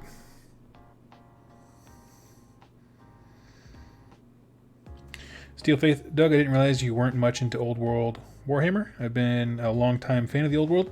Huge fan of AoS now, but what brought you to AoS considering you didn't follow the Old World? So I started my hobby life with War Machine and Hordes back in Iowa. And then I moved out here, which was supposed to be amazing and the best thing ever, because Privateer Press is out here. Right, and I was like, "Oh man, this is gonna be amazing!" Because I'm right near, like, this is the mecca of that game. And then I got out here and I realized, like it was all competitive scene, 100%. My game group back in Iowa was they were much more like loosey goosey, you know, very cool. Not nearly as brutal when it comes to, you know, playing and that kind of stuff. Let's see. Combat shotgun. I'm just looking at a few builds for Goliath to see if there's anything that I want that I'm missing. But generally, I don't care. Furnace blades. Okay, he's the leader. As far as how I got to AoS, I did start Fantasy Battles about 8 months before the game ended. Like, it was during the end times. And I did enjoy it. It was a weird place. Like, I played High Elves because it had the fewest models. I was a broke college kid. And pretty much that was honestly basically about it. That's the renderizer. And yeah, so it was to keep it very, very simple. As far as that transition from Fantasy Battles, you know, it's one of those things, like, everyone got super negative when it happened, and because I was so new, I wasn't attached to the Old World. You know what I mean? Like, I didn't have a chance to read all the books. I read the Sundering series to get the background for my High Elves, but that was really about it. Yeah, for the most part. So beyond that, you know, I was just like, you know, I just want to play these, and they seem cool, and so no one was talking about it, and so I was like, I'm going to talk about it, and so that's how I got started with this channel. That's the easy breezy version.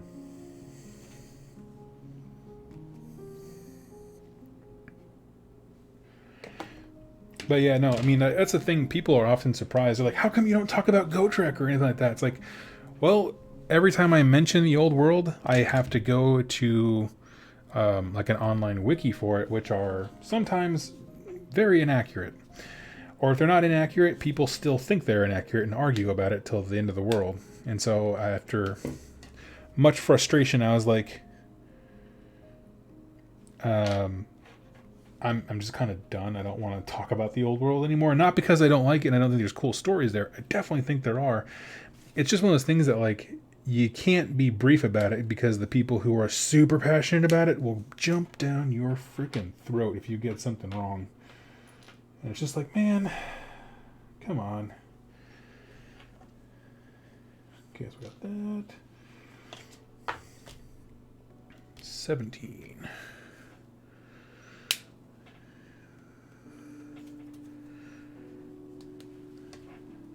What are you building, Doug? Looks like Blood Warriors. No, these are actually Goliath gangers for Necromunda. Yeah, I know it's hard to tell. Sorry. When it's gray plastic on my little gray background thing here, I'm sure it is. So,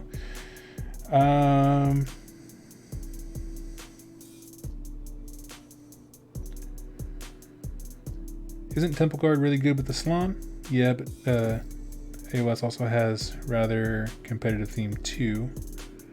I mean, there's competitive people, but, like, I mean, the Rolling Ones guys, when we're just having fun, they're not hard lists.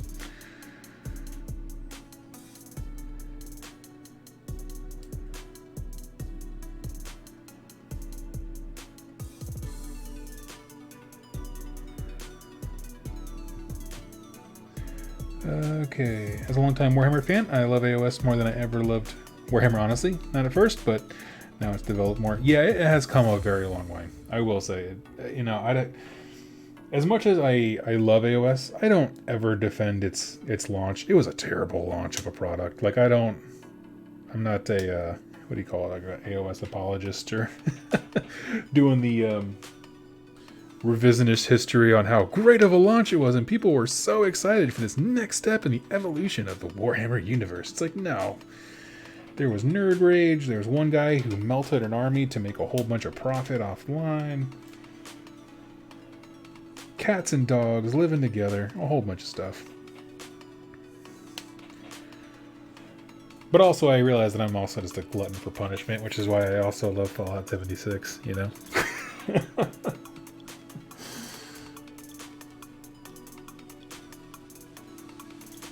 Okay, now we get a shoulder pad.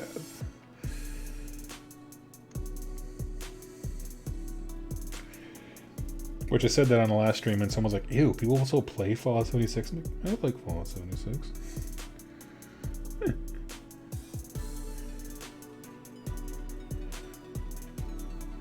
Gotrek is the best functional alcoholic ever.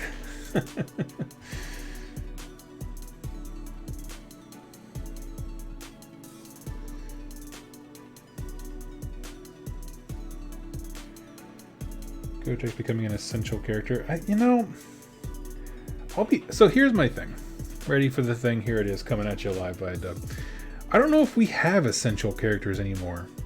Because, you know, I would have told you, like, oh, Korgus Kull and Vandus Hammerhand, they're essential characters because they were the focus of the entire first flipping year of this game.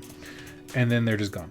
And so you're like, oh, okay, well, I thought he was kind of cool and I thought he was super important. Never mind, I guess.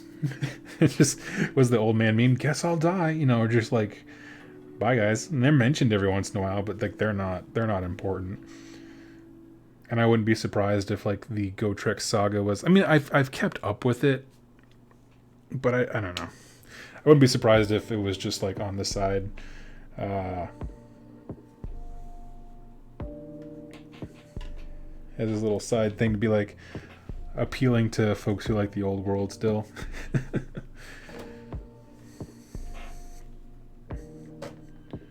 Wait, Korgus Kull is dead? No. They just stopped talking about him. They're not dead.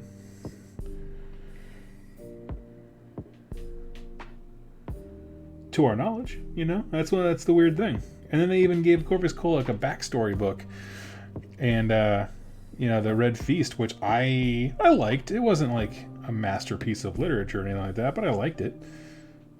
And then we just like never heard from him again. Like, oh.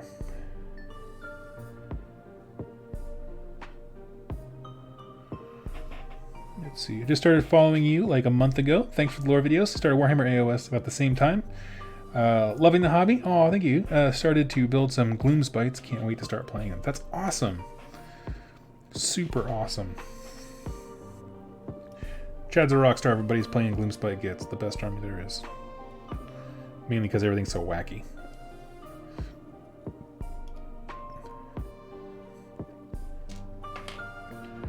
I've realized that the older I get, the more I like, one, skirmish games, because just a few models and then they're generally quicker.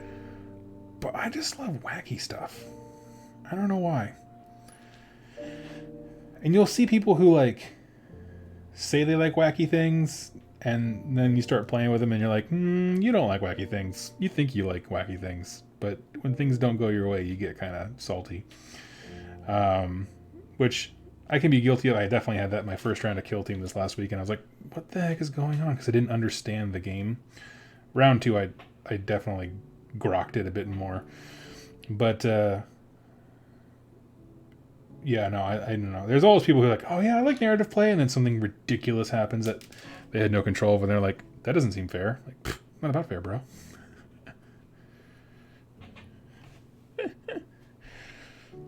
Let's see. What are you assembling? This is Goliath, a House Goliath gang for Necromunda.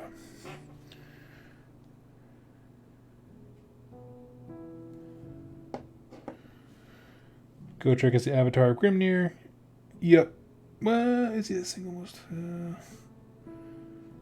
I don't know.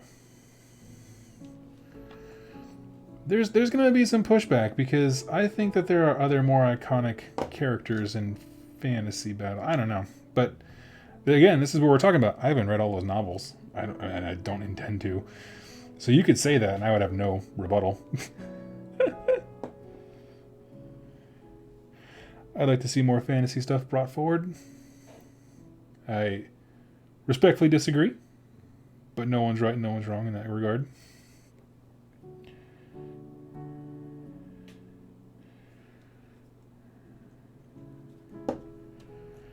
I don't know. They created this world with such infinite possibilities, and they made really cool characters in the first year. And I want them to keep doing that. Like, don't worry, don't be shackled to the old world. But I know not everyone sees that as a shackle, so I have to be mindful of that. But I know there's going to be a revolt on here, and just be like, Doug hates everything we love. Actually, we just discovered it after several years of listening to his channel. Master Shake 9000, love the name. How well do demon lists do in AoS? I don't have any model stuff for any of the Chaos armies, but I've randomly collected an assortment of demons, mostly Khorne, Slaanesh, and Tzeentch.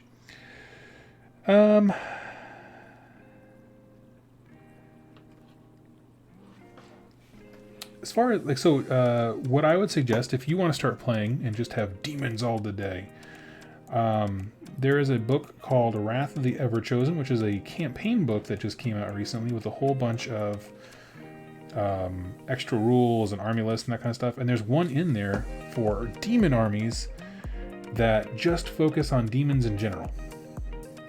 And it's really cool. Don't see it played a whole lot, so you get that little extra special snowflake factor that I aspire to. And you can do some cool stuff there. So that's what I would point you to if you want to stick with all demons. Otherwise, if you wanted to focus on one at a time, probably start with Khorne if that's what you have the most of, and go grab the Blades of Khorne battle tome. And demon synergies tend to be fairly good. They're not like rockin' tournaments like that, but there's a lot of keyword synergies and stuff like that to get you into the game pretty effectively. That's always good.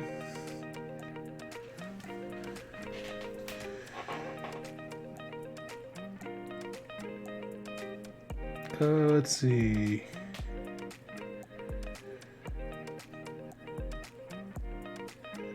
I would just say the Emperor is the most recognizable. Well, no, I was thinking in terms of recognizability. Like they use Cetra the Imperishable on darn near all of their Total War II art. Nagash has been a big feature. Yeah, I mean, I'm not saying that what's his name? Gotrek isn't important. I don't know. Somewhere in the middle with characters is the right place, I think. Yep. No, there's no room in moderates. No room for moderates in my chat, bro. Cinderfall, you're absolutely right.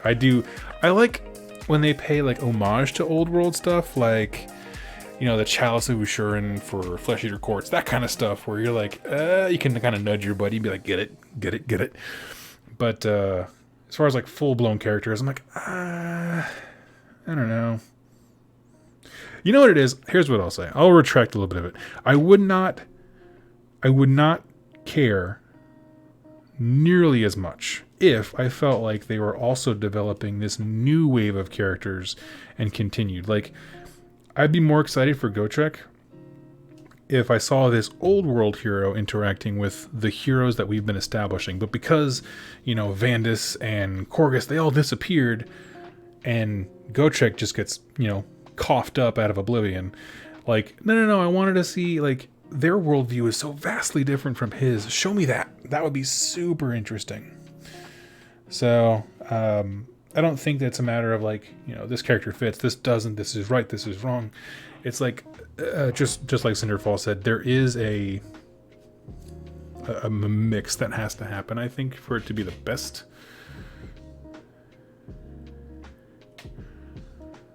Let's see.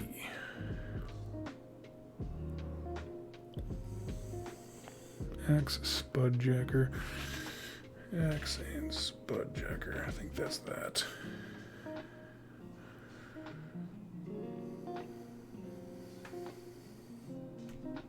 Give me a second here. I'm just reading something on the line. So we got 2 shotgun boys. Grenade launcher. Yeah.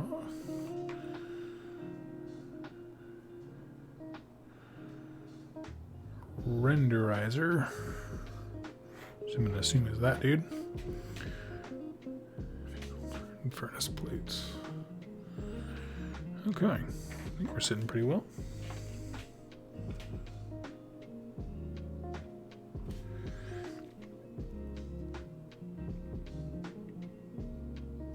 To be fair, Chorus Cole did appear in Soul Wars. Yeah, briefly.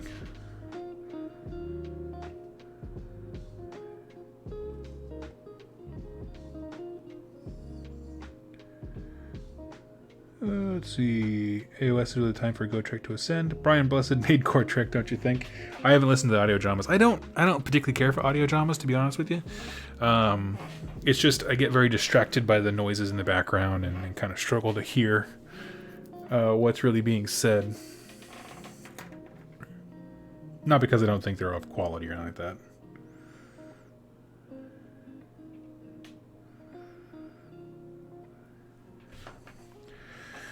Let's see.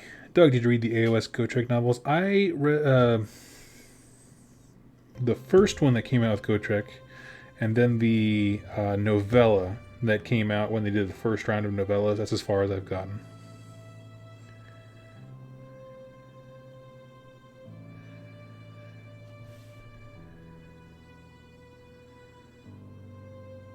Cool. Let's see. What's your favorite army that you've painted?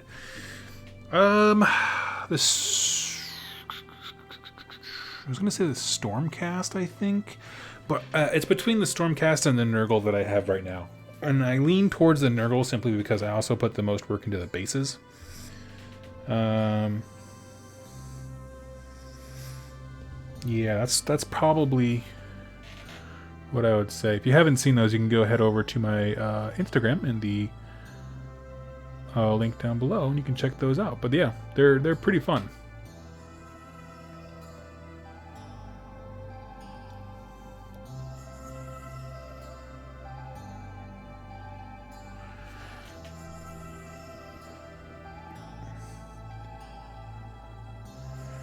I'm not a fan of Go Check One, but this. Okay, but Brian Blessed's one is amazing. I'll check it out. Oh, show. Okay, so I want to do one where he has the Spudjacker and a pistol. So let's do that.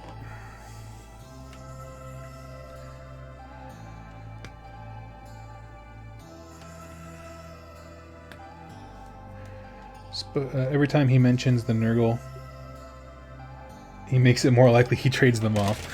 I have no intention of trading them off. It hasn't really crossed my mind, to be honest with you. And part of that is what I will say about the Nurgle, that when they hit the table, they do exactly what I want them to do, which is not something I can say about all the armies I've painted, right? Like the Beasts of Chaos didn't do exactly what I wanted them to do on the table. I'm sure I could have built them that way, but that would have moved away from the models that I wanted to own and that kind of stuff. But with, the Nurgle that I own, if you don't know, I really lean hard onto the Puscoil Blightlords, which is the fat boys on flies. And they are, what I do with my list is a one-trick pony list. And by that I mean, the one thing that I do is I slingshot those suckers up your nose, turn one.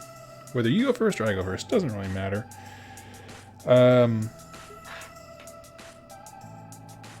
Yeah, that's basically the whole premise. And then you have to grind through them, and then over time, all the rest of my army is sitting on objectives, and then you have to pry them off. So there's a lot of attrition and that kind of stuff. Like, they're grindy, they get up in your face, they do all the things that I wanted them to do. And so I've just had a wonderful time playing them. And I was actually talking about this with Jack at one point, where I was like, it is actually nice to have lists that do one thing. And yeah, he's like, yes, it really is. Because his shootcast list is, he does one thing, And you can see pretty quickly after you do your one trick how things are going.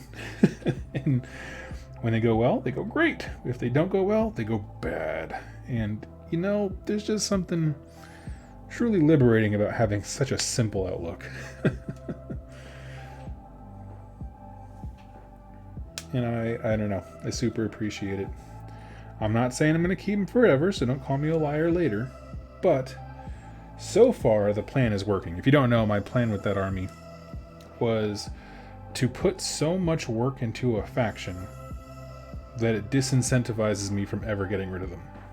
Like, that was the actual goal from the outset. And so, so far, it has been successful, because I look at those bases and I think, I'm not getting rid of those. I put way too much work in those stupid bases. So, yeah.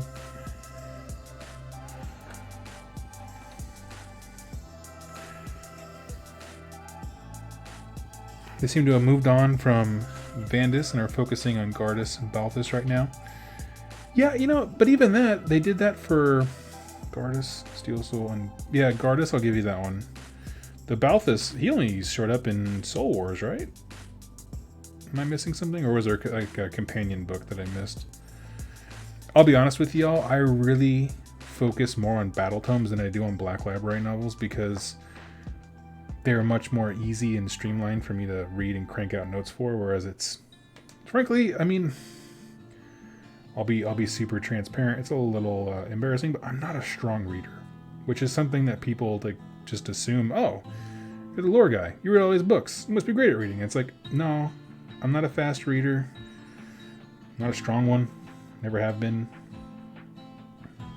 But the battle tomes make it really nice and condensed and organized to make it easy for me. So that's why typically I like to focus on them. I am an orator.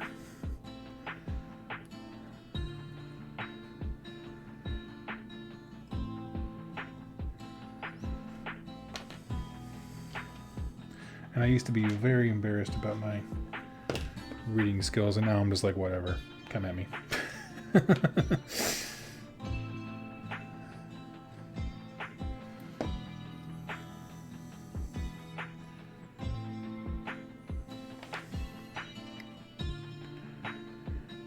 So just got my 4th army started, Seraphon. I'm pumped.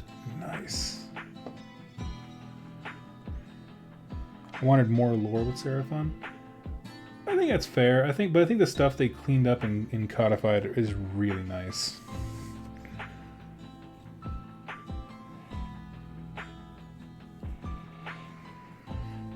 Orion says sounds like you're a shoe-in for Ironjaw's one-trick ponies. Oh man, been there, done that. Traded them away. Twice. To the same person. Sold them to Jack, and then got him back, and then sold them again.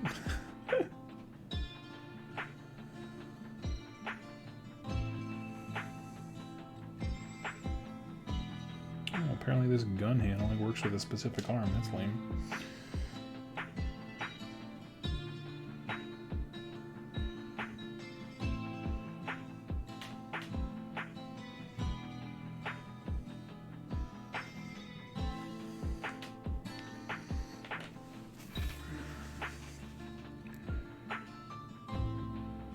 Let's see.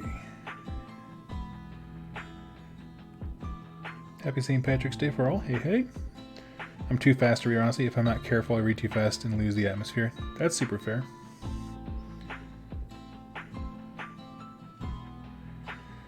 Do we know if it was Nick North who wrote the lore in the battle tome? He has stated he is a huge Seraphon Lizardman fan.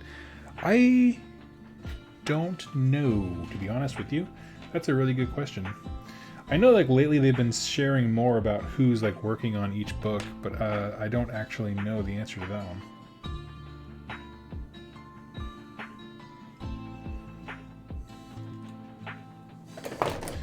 Donald Collar, Doug, how's your deep dive into... Oh, this is the wrong gun. Sorry. Deep dive into Warcry gone? I enjoy Warcry quite a bit when I can get a game in. We had a local group going, and unfortunately my schedule just killed me the entire time we were trying to run it, and so it was a real bummer that I kept missing out on a lot of games, to be honest with you. Yeah. That was really a shame. Because I wish I could be more of a part of that one.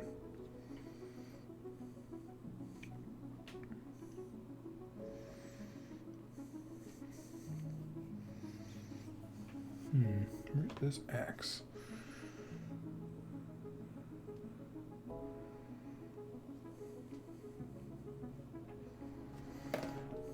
Did I already build it? Oh, I think I did. Dang.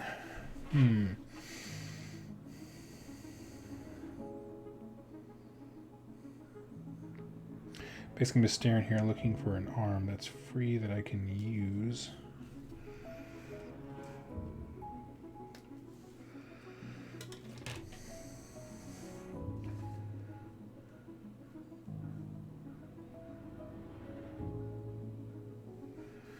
That'll work.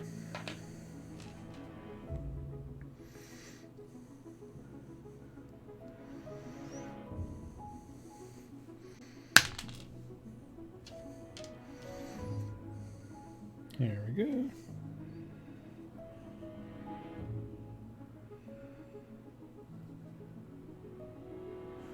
Alright, just hold on a second. I'm just doing some quick conversions here.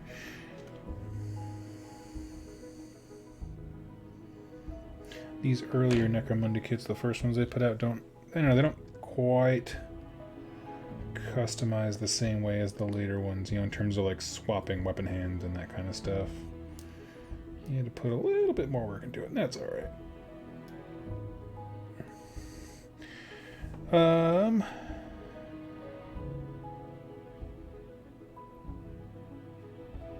Be looking for your Khador gang lore? Yeah, I'm excited about that, actually. So I started reading the Khador lore to get like ready for the video. Like, well, to start, I kind of like plunge myself into stuff a little bit ahead of time so I can like start learning it and try to understand the faction before I just whole hog start going into notes for it. And yeah, that was a really fun one because if you don't know, Khador is like the religious fanatics of the setting, and they're also like straight up garbage people. Like, they make their living by going through the refuse of society, and they're all like, the Emperor loves us, and everyone's like, you're dirty, go away. And it's just super cool. I don't know why in every game setting I always seem to have a soft spot for the fanatics.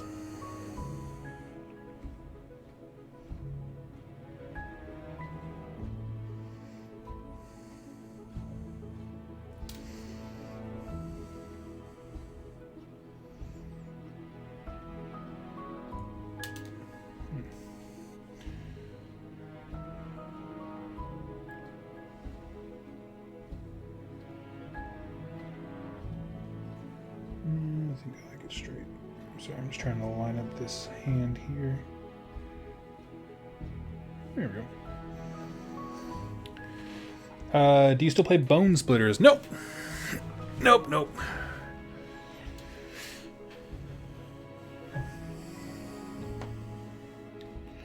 Nope, all I have right now is my Maggotkin and a whole bunch of Seraphon that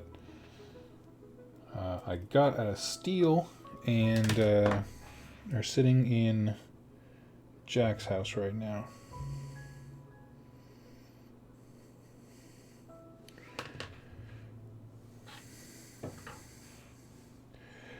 You like the Fanatics? You would love Word Bearers. Yeah, actually, I was considering at one point starting up Word Bearers, but I got a great deal on these guys. Not these guys, the Genestealer cult is what I mean. And I was like, you know what? They seem rad. We'll go with them.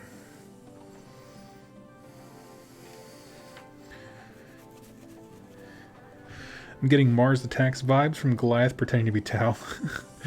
That's funny.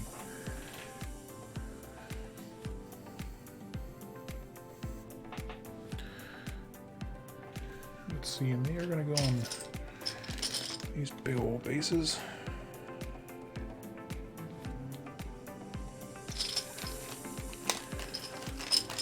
Love the idea of ignorant hover goers thinking Tau or close combat specialist.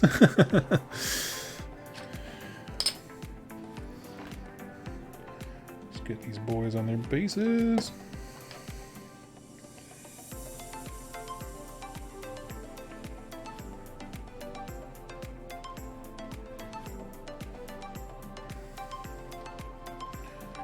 Nice, these guys are chunky, I like it.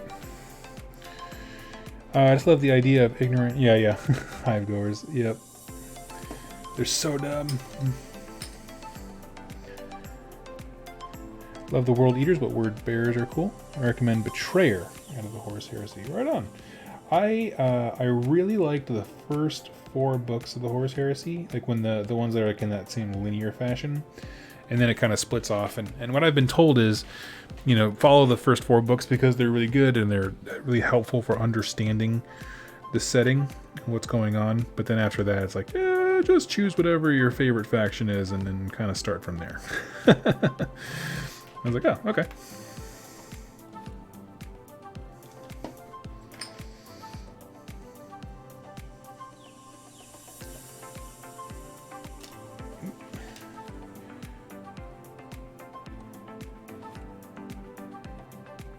Yeah, I do occasionally like dipping into 40k lore because it is very fascinating. There's a lot of cool stuff going on there.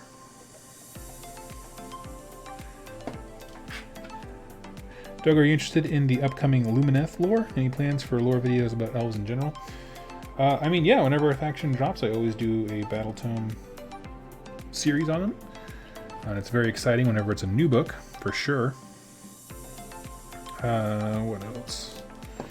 So yeah, there will definitely be Lumineth videos.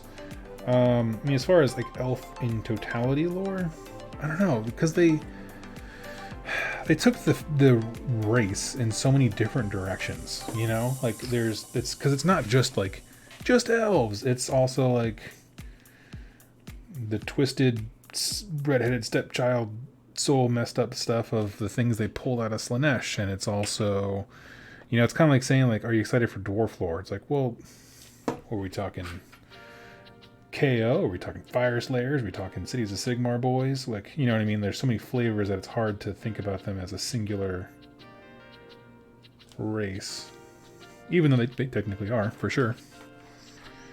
How do you feel about elves in general? You don't seem like a big fan.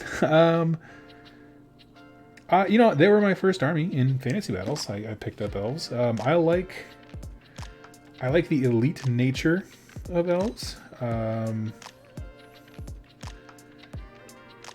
You know, like I said, as someone who didn't really do fantasy back in the day, I feel like, and this is more symptomatic of AoS and how they've introduced these races, I don't feel like they do anything very special.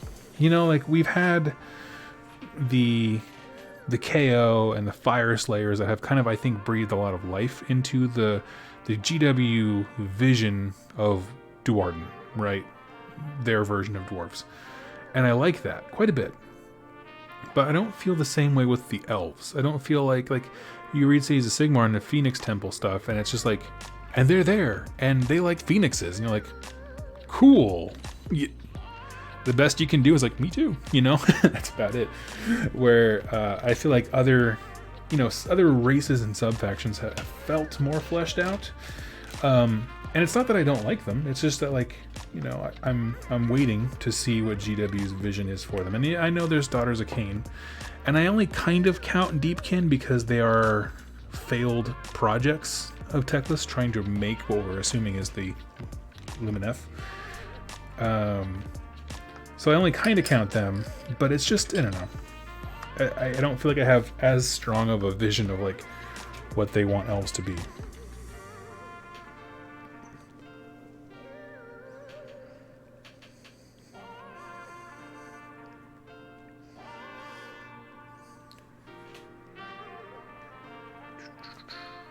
Okay, we got this guy.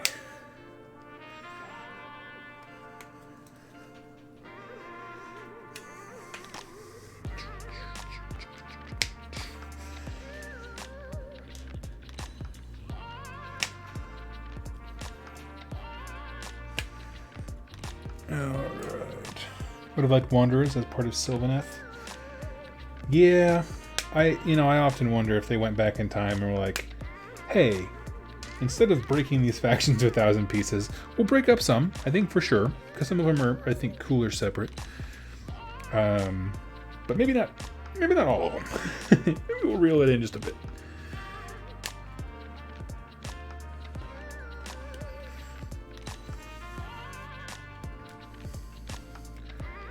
Just a smidge. I'm like, okay, that's probably not a bad idea.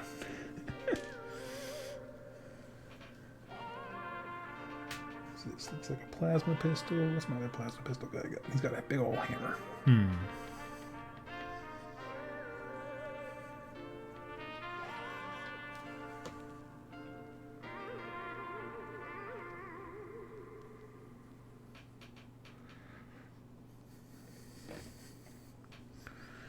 Trying to think of what weapon options I want. Mortals and Treekin. That's certainly cool sounding.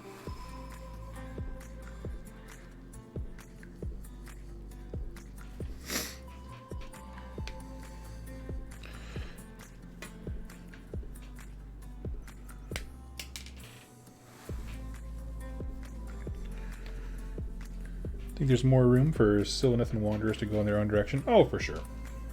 For sure. But you know, it's the thing is like there's infinite possibilities, but it all takes time. That's the real crusher, you know?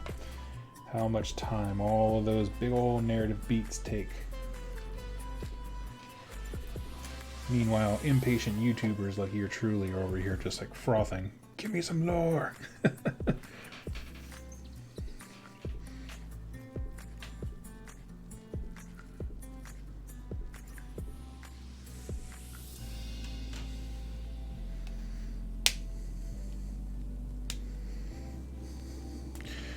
To post up on a side note, 40k orcs are getting a stratagem to allow an orc flyer to kamikaze and fly their plane to people on the ground. That's amazing.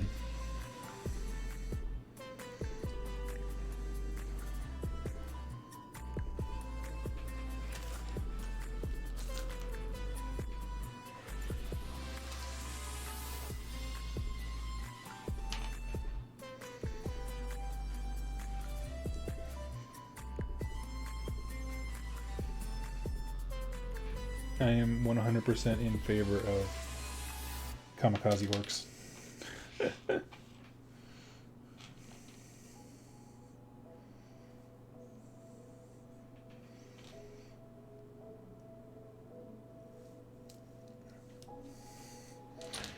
All right, let's build these last two guys here. Yeah, I actually something I wish something that they added in 40k was more ways to affect the explosion result on a vehicle. So like my Genestealers, like they have this thing called Rig to Explode, which is basically a stratagem. Another Death Card have it, at least. But basically, I can take one of these tanks and drive it straight into the face of my enemy. And when they blow it up, I can, instead of rolling the die like on a 6 it explodes, you know, I can auto explode it. Which that kind of stuff is like that is what I feel like peak 40k is, just like stuff blowing up everywhere. You got grots flying planes into things. Like I said this before, so I don't want to like it's like a broken record, but I do not particularly care for the super dramatic and intense vibes that a lot of 40k novels have, where it's like I like when things are outrageous to the point of like almost comical, which again, personal opinion there, but it's just the stuff that I enjoy, which is why I like Necromunda, because it is 100% of the same setting while simultaneously like, okay, this is just ridiculous. This is getting out of hand.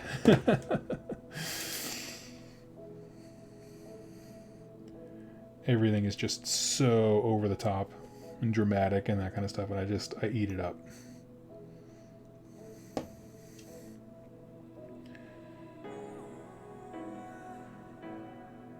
I'm an orc player because I needed a fun army that I will laugh about, win or lose. Yep. And I think that is what makes peak orc players. Because for most of that army's history, you do a lot more losing than winning.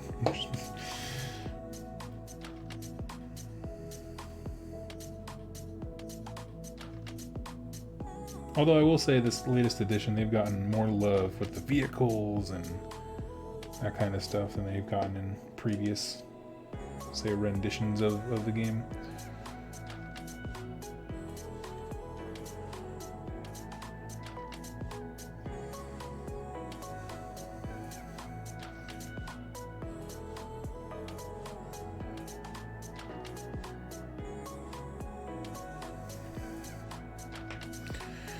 Let's see. Also, again, it's awesome. You can play Genestealer Cult and Necromunda as well. Yeah, actually, that's something that tipped me toward buying that one. So basically, I just traded a bunch of models to a guy who's a friend of the channel, Josh. And yeah, and that's actually what tipped me towards the Genestealer Cults, is because I was like, well, I can play these in 40k, Necromunda, Kill Team. You know what I mean?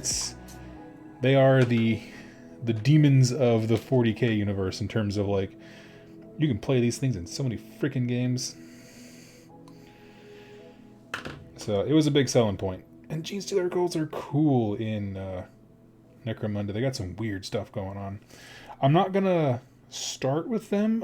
I've been told multiple times that the best place to start with Necromunda is just the basic gangs, because the other stuff, when you get into like campaign play and that kind of stuff, they have more in-depth rules about how they do experience and handle stuff like capturing other hivers and that kind of thing. So it's a little bit more specific and involved.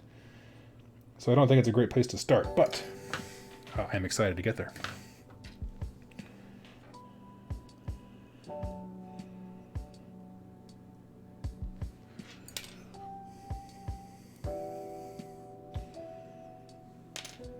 Oh yeah, this guy's gonna be baller.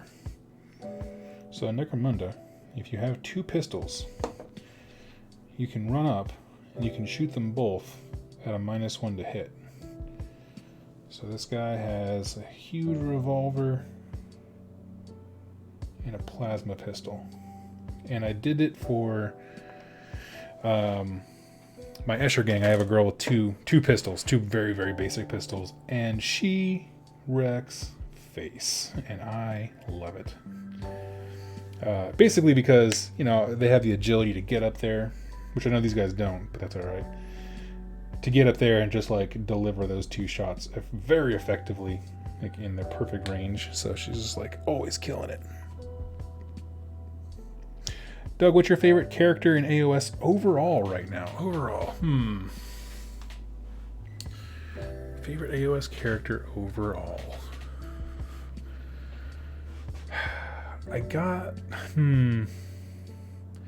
I really like Catacross.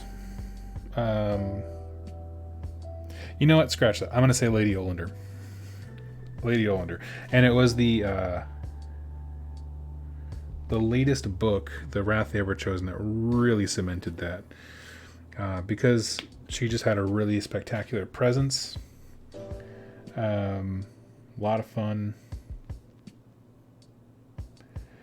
Trying to think, what else? Yeah, that's my big one, for sure.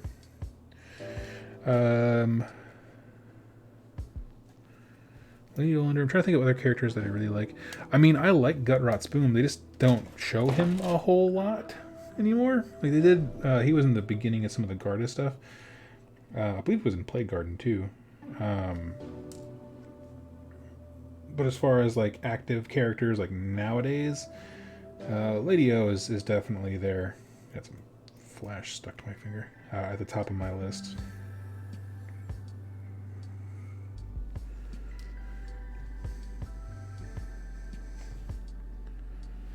Hello everyone, cheers. Cheers from Mexico. Hey!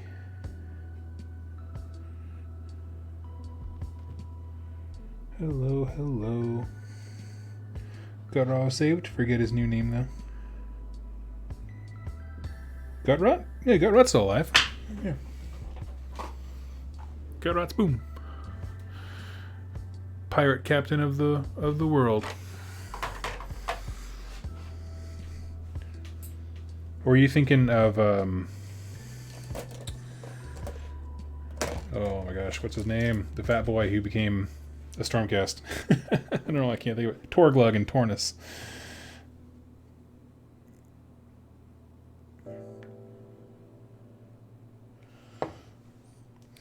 Doug, Lady Olander earned her place as an epic character now. She's up there with the coolest named characters. I agree.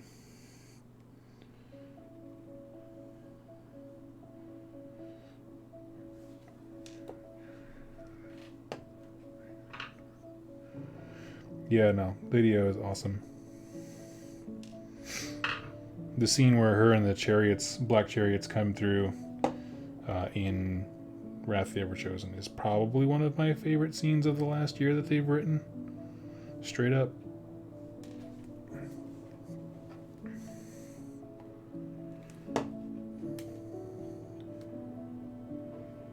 Other top contenders are Aaron Dembski-Bowden's entries into the Slaves to Darkness book. If you don't know, there's like a few lore blurbs in there, and he wrote those. Which, you know, I love because I love Aaron Dembski-Bowden's writing. Like, I wish that they pretty much did the same thing to him that they did with, like, 40k and Abaddon over there. Like, Archaon is the Abaddon of AoS. If you don't know, Abaddon is the big bad in 40k, Archaon's the big bad in AoS. And, like, I want them to just, like, go before Aaron Dembski-Bowden, kneel before him, because he is great, and say, Aaron, please take Archaon and just make him cool, right? Because, as I said before when I was doing the Wrath of the Everchosen book, like, he is a cool character. He has all the things required to be cool. I just, whenever he's on a scene, I feel like, first of all, Dorgar does all the killing, not actually Archaon. But also, like, I don't know, his dialogue is not super impactful. What little he ever actually has, it's like, no, make him amazing. And I was like, just give it to ADB. Just give him to ADB. He'll steer the ship. He'll fix it. And I say all that not even knowing if he has any interest in doing that. That's me propositioning somebody to do work that I want them to do.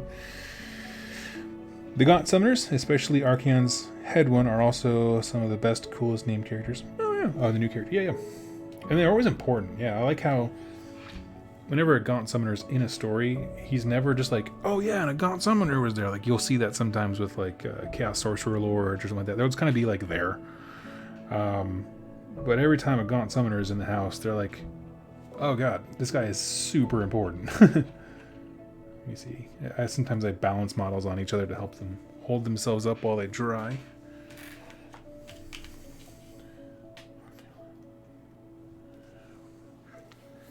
Alright, Famalam, this was a productive one. I got some Goliaths done. Now I can start playing them. And I got their tactics cards right here.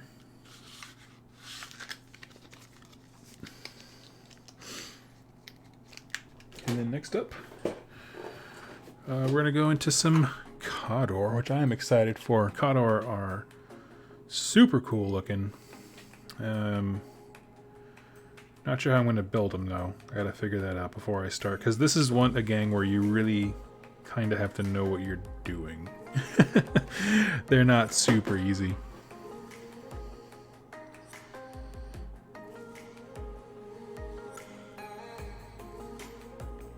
So, alright, let's see. Friendos. I think I'm gonna wrap up the stream. I'm gonna go have some dinner with my lovely wife, and got a lot accomplished today, feeling good. I'm gonna try airbrushing these guys, at least, you know, getting used to using an airbrush, get the primer, and then I'll go over probably with some flesh tones and that kind of stuff. So I'm excited. It's new territory for me, so I'm a little nervous about it, but it'll be just fine. So anyway, keep you all posted on this. And one thing I want to say here at the end is that, like I said before when I opened the show, that it's been a real rough week around the world. And just remember, be kind to others, be kind to yourself. I've been very distracted at work lately, and so I'm struggling to make show notes and that kind of stuff. So just bear with me. I'm going to be doing a lot of live streams, I think, over this coming weekend, just to kind of give my brain a break. And I hope that you join me for those, because I want it to be relaxing and fun and rejuvenating for everybody in their hobby. So, friends, thank you so much for hanging out with me, and I will talk to you all very, very soon. See you.